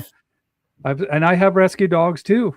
And I've had rescue dogs in the past, and but I guarantee you my next dog, and I'm thinking not for a long time, dude. Like I have 7 dogs. I'll never have this many dogs again in my life, dude. I tell people I pay to go to work with these little shitheads, and I'm not too happy with them right now. But and every dog, so it's because I have 7 dogs, I got Chivon for a little bit. Like, who are you saying hi to? No, my boyfriend walked in. He's getting ready to leave and popped in and Bye, I boyfriend. Wow, Bill says hi. Hi, boyfriend. Bye, boyfriend. What's his His name? name's Alex. Bye, Alex. But He's just waking. He works the graveyard, so he just woke up and he says hi. Okay. He's usually more animated. Good morning, Alex. Good All right, morning. but I'm going to tell you when I'm ready, I'm going to a breeder, and I'm going to go, and I'm thinking a German Shepherd is I'm kind of leaning that way, you guys.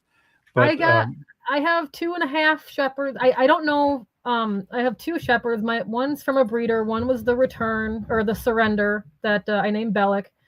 The other one, he's a German Shepherd, but I don't know if he's mixed with either Border Collie or Aussie. So I want to do the DNA test.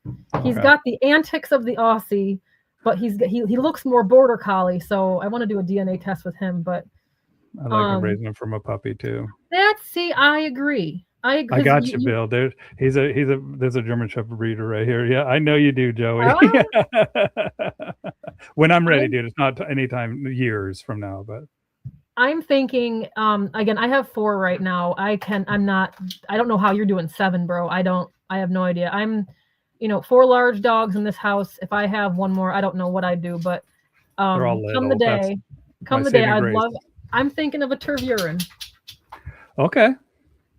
I'm thinking of a Terv. I know that when I'm old, like, I love Cavaliers. I love everything about I don't like their health issues, but if I can, I know that there's some breeders out there that, try to weed all the stuff out, the cardiovascular stuff, the heart stuff, but the spine stuff too. Yeah. They are the sweetest. I love them. I love them. I absolutely love them. We have one named Bubba. Next time I have him, I'll send you a picture of him because he is so freaking cool. My mom has one. She's at my house right now. She's downstairs. My mom's on a vacation. She's got a little tricolor cavy. Her name's Maddie. And I'm watching her for the week. But I love the cavies. But yeah, no, circling back to the breeder discussion, it kind of goes in line with training, is that, you have to have someone who knows what they're doing, who is dedicating their heart into what they're doing. So they're not just doing it for money. Oh my goodness. I love them so much. I love them so much. Yeah, that's Bubba. And again, going back to, raising a puppy, I think I agree, because the 2 that I have so I got the 2 from a breeder and then 2 from where I worked. Well, worked. I'm kind of phasing out. But the 2 that I took in, part of my job was evaluating the dogs that come in to make sure they're safe for our adoption program. And so I did the evaluation on these 2, and I was like, you need to come home with me. You need to come home with me. I met their owners. The cab or the Terv? Oh no, neither. The 2 that I have right now from rescue. Oh yeah. They were owners. Both of them were owner surrenders. One of them, the dad got a job contract out in Africa or something and couldn't take the dog. And then the other one, they got the dog together as a couple, and then they split, and he could not find a place within time that would allow a German Shepherd. Breed restrictions for apartments, and couldn't buy a house in the meantime. He even offered. He's like, I'll pay you if you boarded my dog.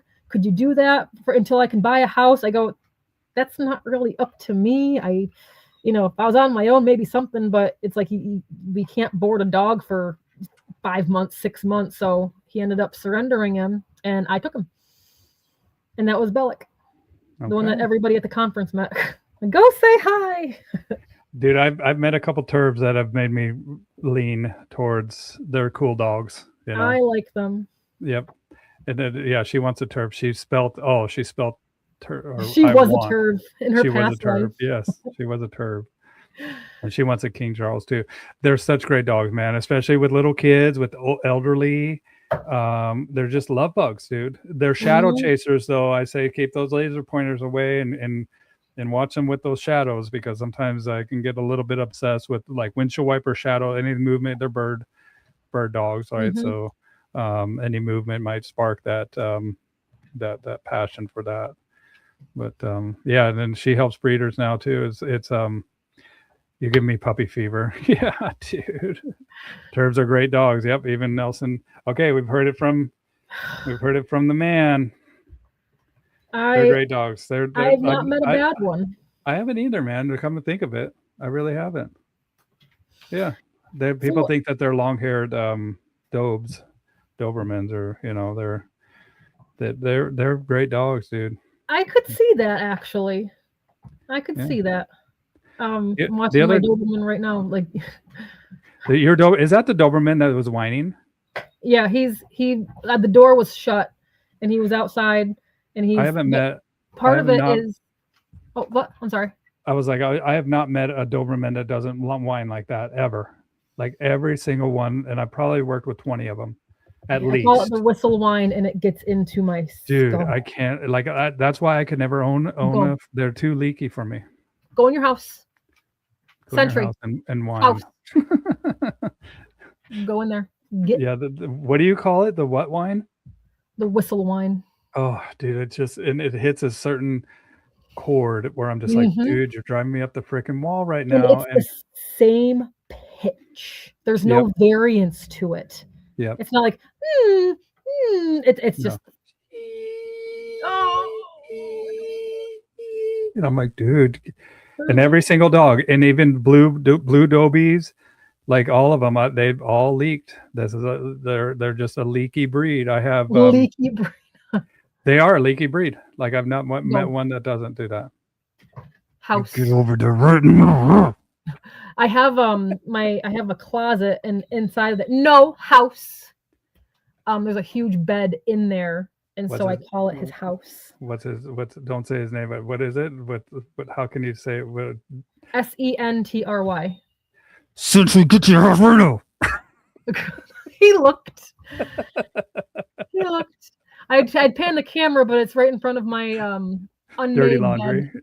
Oh no, here, I'll pan it. So you can see Let's my look. messy Let's look. room. There's Sentry, go in your house. go in your house, Sentry, right now. Turn House. around and get in there. Yep, it's a huge bed in there though. Get House. in there and lay on your bed, Go. you poor, He's you just standing there lucky now. dog.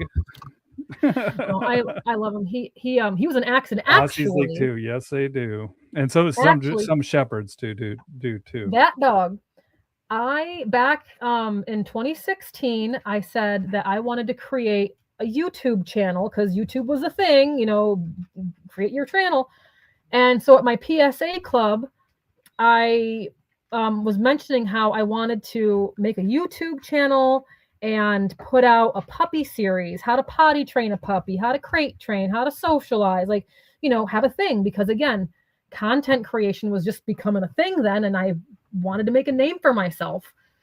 So one of the club members, she said that she had a litter of Dobermans, and one person backed out of the contract, and she was trying to find someone else to fill it. So she said, you can take this dog for a couple weeks and dabble around with him, and then when I find someone to fill the spot, give the dog back. And I'm like, perfect, that works. I had no intention on keeping this damn dog. And so after 2 days, I said, no, she said to me, she goes, if you end up falling in love with the dog, let me know and we'll do it. I go, I need another dog, like I need a hole in the head. I'm good. I want to just get some footage and whatever. Guess how much footage I got of this damn dog as a puppy?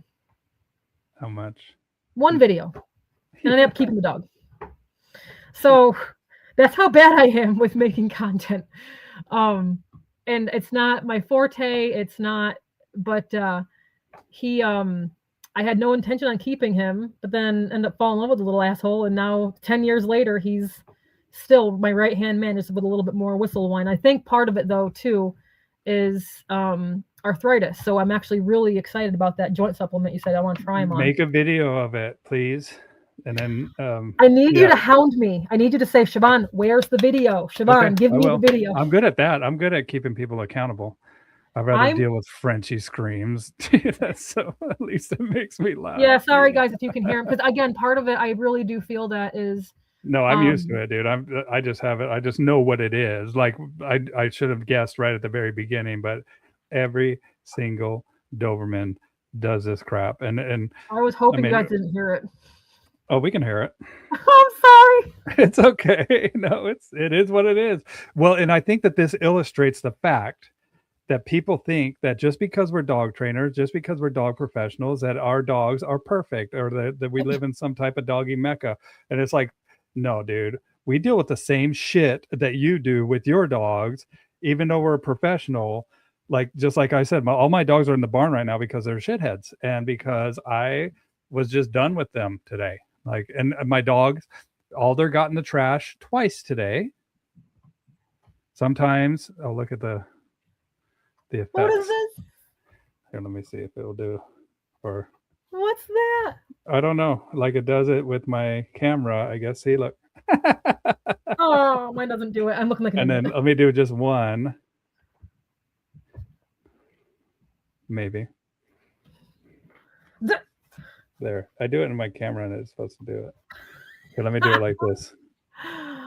But anyway, so yeah, my dogs, sometimes my dogs will freaking pee in the house. Sometimes they'll take a crap like in the, it's just what we do. I mean, sometimes Enough. I'm sorry. Him. Oh, no, not you. I'm just kidding. Go But in that's your house. I am done with you. House. and I don't know That's how to fix that talking crap. dog. Yeah, That's I don't centrally I'm not in the mood today, dude. I've already dealt with my shithead. The thing is, But he's looking. He usually, for the most part, I say, "Go in your house." He'll go. Right now, he's looking at. we know how to fix them. We just don't. Right. It's like shit. He I knows just that got I'm not able because right now I have this a desk shed and that's kicked 5 months. in here, and he knows that I'm not able to get up. Everyone. What'd she say? She says that she's I just got a shed and kicked 5 of my 7 dogs out there on their own house. I'm retraining everyone right now. We ain't perfect. Well, I think there's a saying that the shoemakers' kids don't have shoes. Like, and I was so happy when I go travel around and I meet trainers, Go. like with Omar and Ivan and like the best of the best, No. right? And I am not. He's. Give me 1 second. He is doing this thing where he is staring at me. Sentry, go in your house. you can stand up and go get him for a second if you want. Yeah, well, I have to. I have this fold down desk thing that's kind of keeping me trapped in my nook. Well, I'd have to. So I have this little nook, and the desk is kind of keeping me. It lifts up and it goes up against the he wall. knows, cool. dude. But He knows does what's know. up. Down. But we're almost done anyway. But yeah, that's the beautiful thing about going, and I'm going to plug the ICP, you guys, because you realize what at these conferences that you actually like these people, dude. Like sometimes on Facebook, we get on here, we type, and we're like, yeah, fuck you, like or whatever. Like with some of this political stuff that's going on, like there's just so many people that just get so polarized, right? But when you can get and like actually look somebody in the eyes and see the humanity and see that you actually like these people that are doing the same thing that you do. And I love people, man. I love people. And but also to share stories. I'm gonna do one of these where I just have a compilation of trainers where I'm gonna call it dog trainer confessionals or something like that, where we talk about the one thing that our dogs have done. Like, and I'll tell you one thing right now. I've said this before. Like we were at Glacier Park and we are going to have a picnic, and my fucking dogs ate. Like we shut them in the back with the cooler, and I'm like, no, they're cool, man. They won't get into that freaking cooler. Those little shitheads. They got in the cooler, dude, and they ate all of our croissants. And I'm standing back there, and my family is around me, and we're eating what's left over. Like, And I'm so pissed off at my dogs, and they're like stoked. They're like, "Dude, this place is awesome, man. This is great. I'm full. I just had an amazing meal. Like, I've left a cheeseburger in my car, and my dog ate it and left 3 pickles lined up for me in the back seat. like, there's so many. I gotta do this, man. Where we have these stories about My um Bellic just recently, like within the past, not even a month, he's been what I call the epitome of the perfect pet dog. I mean, he's not any. Oh, what did Nelson say? he's Oh, going to good bed. night, Nelson. Love you, Nelson. Um, he just started discovering what's up on the counter because my dogs, like I one of the things that I don't have, they will not jump on the counter.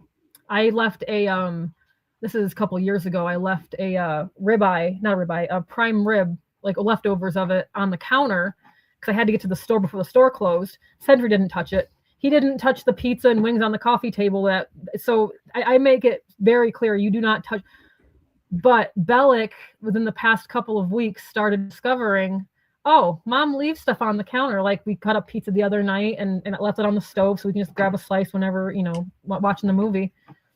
And I did left the box out. Bastard comes in holding the slice of pizza in his mouth until he comes to me, and then he starts chewing on it. I'm like, okay, so now we got to work on that. All right, noted. All right. But yeah, that's well, and even no, this is the worst confessional. Okay, so Let's here hear we it. go, everybody. My Bare German your Shepherd soul. Nova. Yep, my German Shepherd Nova. I got her just for a companionship. Just there wasn't like a purpose for sport service. I just wanted to. I was ready for another shepherd. She's the first shepherd I got since Nico. It took me 6 years to get another shepherd because that's how long it took me to kind of overcome it. She was such a perfect puppy. The worst she ever did was tear up a single tissue. You know that saying, a quiet puppy's not a good puppy, right? Like you like. So there would be times like, where's the puppy? She's too quiet. She's laying on her own little dog bed in the other room, just laying there, just looking around. She'd come up to you at 8, 9 weeks old and just sit and look at you. And she was crate trained in a half hour. Took about 2 days to potty train her. Like the epitome of like any dog, any person, even if they're never had a dog before, could have had this dog as a puppy and be successful with potty training, crate train. Like she was, I can't emphasize enough. Problem is, like I did a little bit of teaching her how to sit, really, really imprinting, coming when called when she was a puppy. But other than that, I didn't really train her because she was good. She was just a good girl. She doesn't really do anything bad now. She's 5 now. And again, confessional. But she acts like she's the queen. I'll say, Nova. She'll be like, what? Like, Nova here. No, not I'll today. get there when I want I to. couldn't be bothered by you. But again, she doesn't do anything inherently bad either. She's just That's it. That's it. She won't come to you when you call. That's it. not even like in the house. Like she'll come when I call her, like outside, like when I need her to. But like in the house, if I want her to, I'm trying to make the bed, for example, and she's laying on the bed, like Nova off the bed. She'll go like. She'll give you the middle claw. That's what I call it. I go. Then I have to. But when I say Miss Ma'am, then she. But it's like my dad saying my middle name. They say that no training is better than bad training, and she's kind of I don't know. I think I should have trained her a little bit better. My other 3, they're really good. They're spot on. But I should have put work into her, even though she was a perfect little puppy. But that's my confession. Train your damn dog, no matter how good they are. One of my skipper keys gets a freaking wild hair. Alder gets a wild hair sometimes and just freaking bolts. Peace out. Right. Yeah. And I'm like, oh, guess what? Guess who's getting the e-collar? Yep. And anytime that e-collar is on him, he's freaking right there by my side, man. But I mean, Not long having story that. short, we deal with this stuff as trainers. It doesn't matter if we're professionals. There's dogs are going to be dogs. People are going to be people. And yeah, Angelina's cat taught her dogs how to counter surf. So She goes, "Shh." I'm so strict on giving affection. My dogs can't wait for me to call them over. Yep, yep. I love my dogs. I mean, I love them all, and I love all their unique characteristics. And I love what I do, and I've done it for quite a while. I mean, Nelson and I were talking, and geez, I've worked with dogs. I mean, I'm 49 now, and it's been over 20. I'm at like 26 years working Wow. with dogs. So it's been quite a while now, man, and I'm going to do it to the day I die. It's Well, going to be it's going to be cool. you said something that I've been trying to tout, and I'm hoping that, with your platform and who watches this and shares this, I hope it gets to the right crowd. But I've been trying to exclaim that, when it comes to the dichotomy in the training world, the us versus them that's happening, the rhetoric. It's like I want to express as loud as I can, like, people really can't believe, or you really can't believe that the vast majority of balanced trainers get a high off of abusing dogs. Like, we didn't get into this business because we Like to hurt dogs. need to have a dog to dominate, or because we don't want to expand our education, or it's like I don't even know if I'm even explaining it, articulating it correctly, but it's like, just because we implement different techniques or different tools that you were either educated are bad or abusive or aversive or whatever their mentality is. It's like, understand that I love dogs too. You love dogs too. Anyone that uses, not anyone, most people that are educated, no, I am not having that. Go, not having that. Anyone that's educated in this field, most people, I'm sorry, I can't say anyone, most people educated in this field, we love dogs. Yeah. And to confuse that we use an e-collar or a prong collar, or just then I just shouted at my dog. Oh, I must hate him. Reprimanded a dog. My crop-eared Doberman, I clearly hate him. Like, it's, we didn't get into this business to stay ignorant and to dominate another animal. And it's just, getting that through to people is just, I don't even know if that's There's a lot there, but I think that, the commonality that we have of loving dogs, first and foremost, is where we should start to, build the bridges. The other thing that we need to realize too is that if there is if there is a wrong way to use a tool, then baked into that assumption, there is a right way to use this tool as well. And the last thing I ever want to do is hurt a dog. And just because we disagree doesn't mean that, just because you disagree with somebody does not mean that they're a bad person. It means that they have a different understanding, and there's a way that we can talk to each other that will build harmony. And that's one of my goals, is like, look, we have traded our lives to work with these animals for a reason, because we love them. And if somebody's using certain tools, it means that somewhere along the way they have found value from this tool. And any training tool is just like training wheels on a bike. Like, when we rely on these tools, it's meant to get us to a certain point. And that's the other aspect of this, is that I see these tools always being used, right? And so I see them being used too much. I see them not being used at all. I've seen them being demonized. And it's like, look, this should get us to a point where the mark of a trained dog is off-leash reliability. And that's one of the reasons why I said every once in a while my dog bolts. And when he does, or whenever I see that, I'll put a tool on him, because he has this weird thing. And it doesn't mean, like she says, discipline doesn't mean abuse. Discipline means clear communication. Mm-hmm.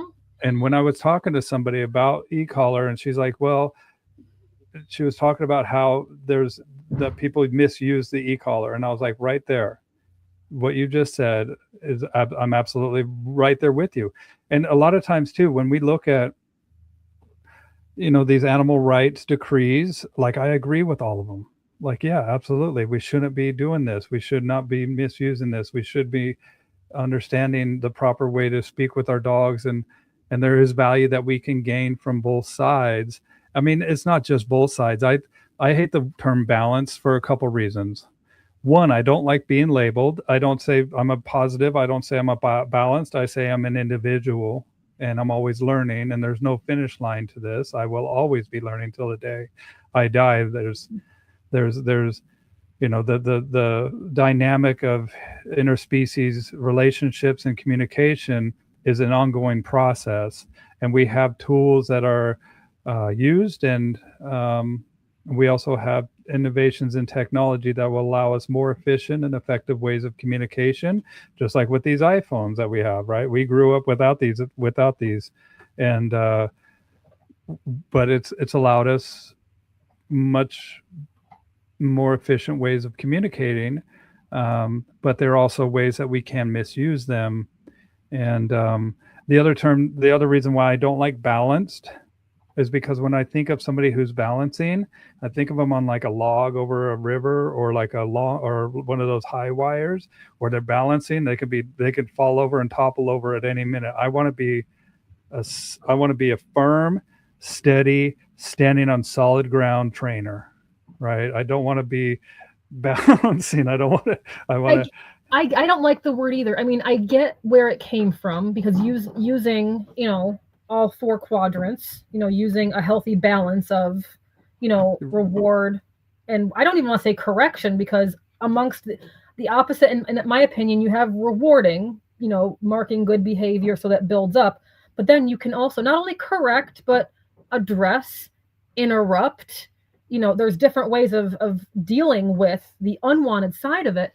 I'd say the word balanced, very, very loosely, but I feel like it's become a dirty word, number one, but also because, again, in your way, it kind of labels you as, oh, I use aversives, but occasionally throw in treats just so I can say I'm balanced. It's like, it's all semantics at this point. And even for me anyway, and this is, I don't know if it's going off the beaten path a little bit, but I don't even call myself a dog trainer, because for me, and this could be completely stupid, I hear dog trainer, I'm a dog trainer, and I just think of PetSmart.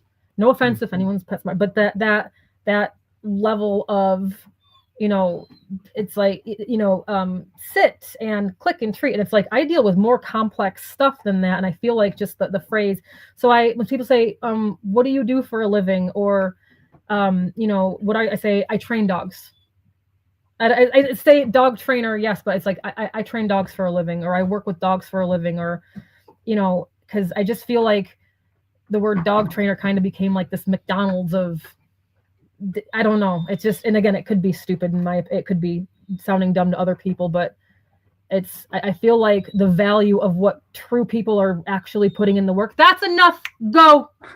Century, go. I've had Century. Go. I've had it. You're gonna get it when we get out this live stream. I'll tell you. No, he's wanting to. He's over it. He's over it. He's like, Mom, you've been sitting over there talking to I that know thing. why he's bitching. It's because I gave them all a bully stick earlier, which is a very rare treat in my house. And he finished the fucking pig. Oh, see, now you're not going to hear a peep from him. Now you will not hear a peep from him, because what just happened, no, a beef cheek roll, that's what it was, not a bully stick.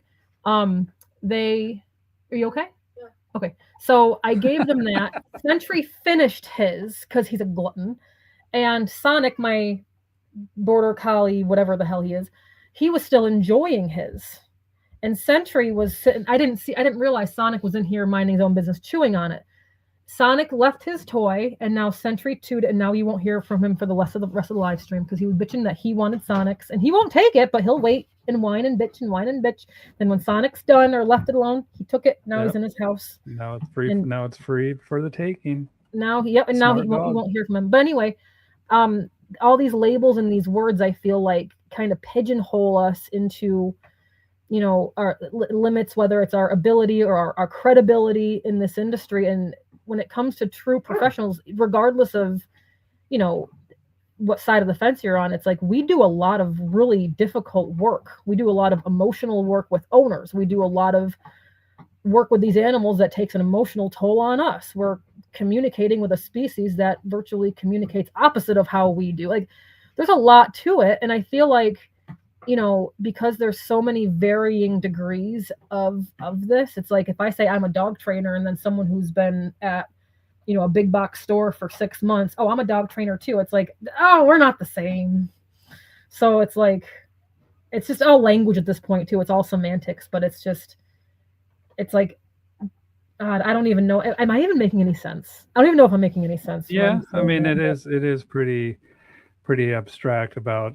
I think that it's like we don't want to be caught in these little camps. Like it is much more involved than just this simple term that people label you with, and that's it. Is finding the all encompassing description about what we do, and that's where, like Angelina says, relationship coach or behavior specialist, Yes, interspecies communication. Um, I guess where I shared our conversation to Triple R. Oh, really? Yep. So I just posted it up in there too. So you guys, if you guys aren't a part of Triple R, I want to bring it back, dude. I want to bring back. Yeah, let's bring it back. I gotta rejoin it. I think I don't know. I don't think I'm a part of it. I don't know. Maybe I still am. Yeah, let's see. I will find out right now. Hold on. I'll be the first to join back in because again, that was good. And again, I found it. I don't know if it was made or if I found it shortly after Triple Crown. And I'm like, this is what needs to happen. We need to have respectful dialogue. Like, and again, I feel like I'm being a little bit biased when I say this, but when my instructor said, if you're going to be against a tool, you'd better learn everything about it so you can be fully educated on why you're against it. It's like, as soon as she said that, I'm like, all right, you know what? Fine. Teach me all the things so I can hate this tool. Because I would sign the petitions to ban prong collars. I'm not going to train through pain, this and that. And again, I made a Facebook page called the Positive Reinforcement Movement, blah, blah, blah. And I was touting all this stuff. I was regurgitating it from what I learned in ABC. Because that's kind of.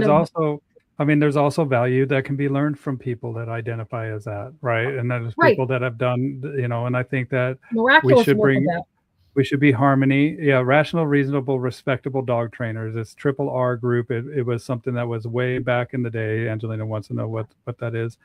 But yeah, man. Well, you let me know when you get your ticket to the IACP conference. You better go. I can't find the group.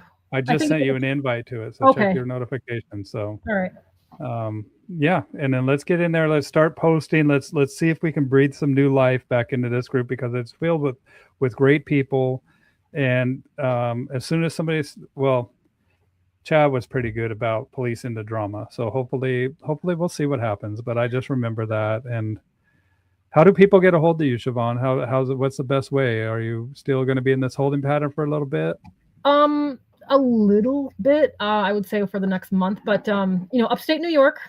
Syracuse, New York, and I'm not like trying to go full blown like, I'm just dipping my toes back into the world of entrepreneurship. Not even that, but just I don't want my training ability to go to waste once I leave the rescue because I feel like I'm passionate about this. I feel like I have a true ability in it because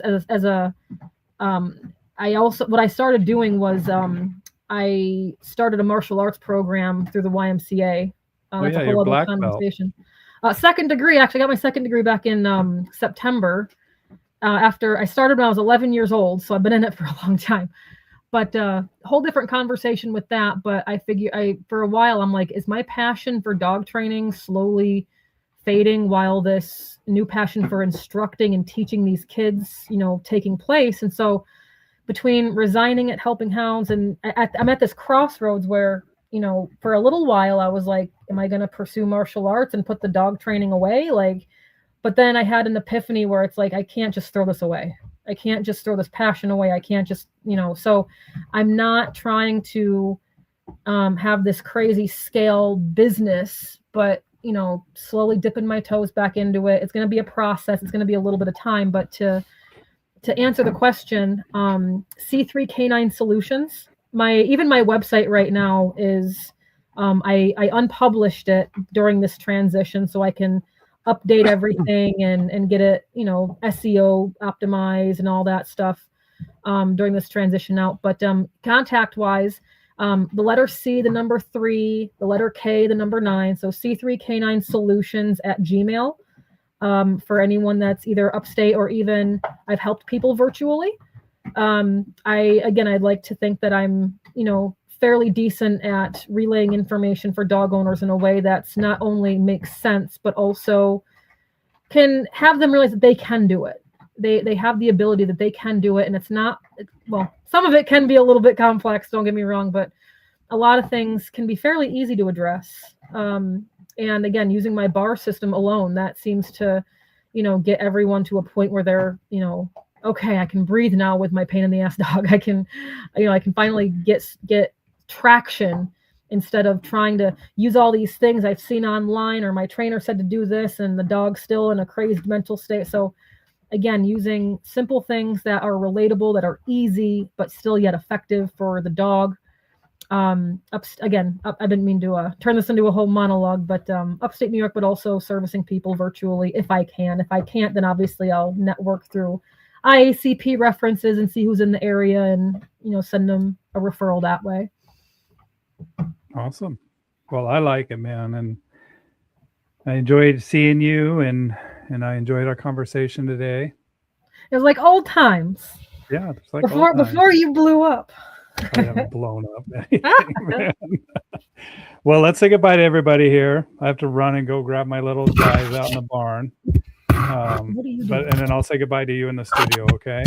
Dogs doing dog things. Go. They're like, dude, you're about ready to be done. Yes, you've been in here 2 hours, Mom. That's all right. I appreciate everyone who hopped on. Bill, this was wonderful. Keep doing what you're doing. I think what you're doing is a wonderful thing. I love the consistency with it. I love for you the fact that you're able to get some really, really awesome people into your podcast to network with. I'm so happy for you. Yeah, truly and honestly.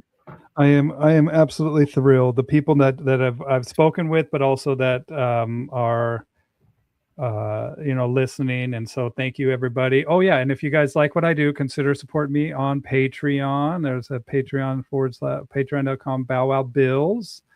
Oh, there's an S on the end of that?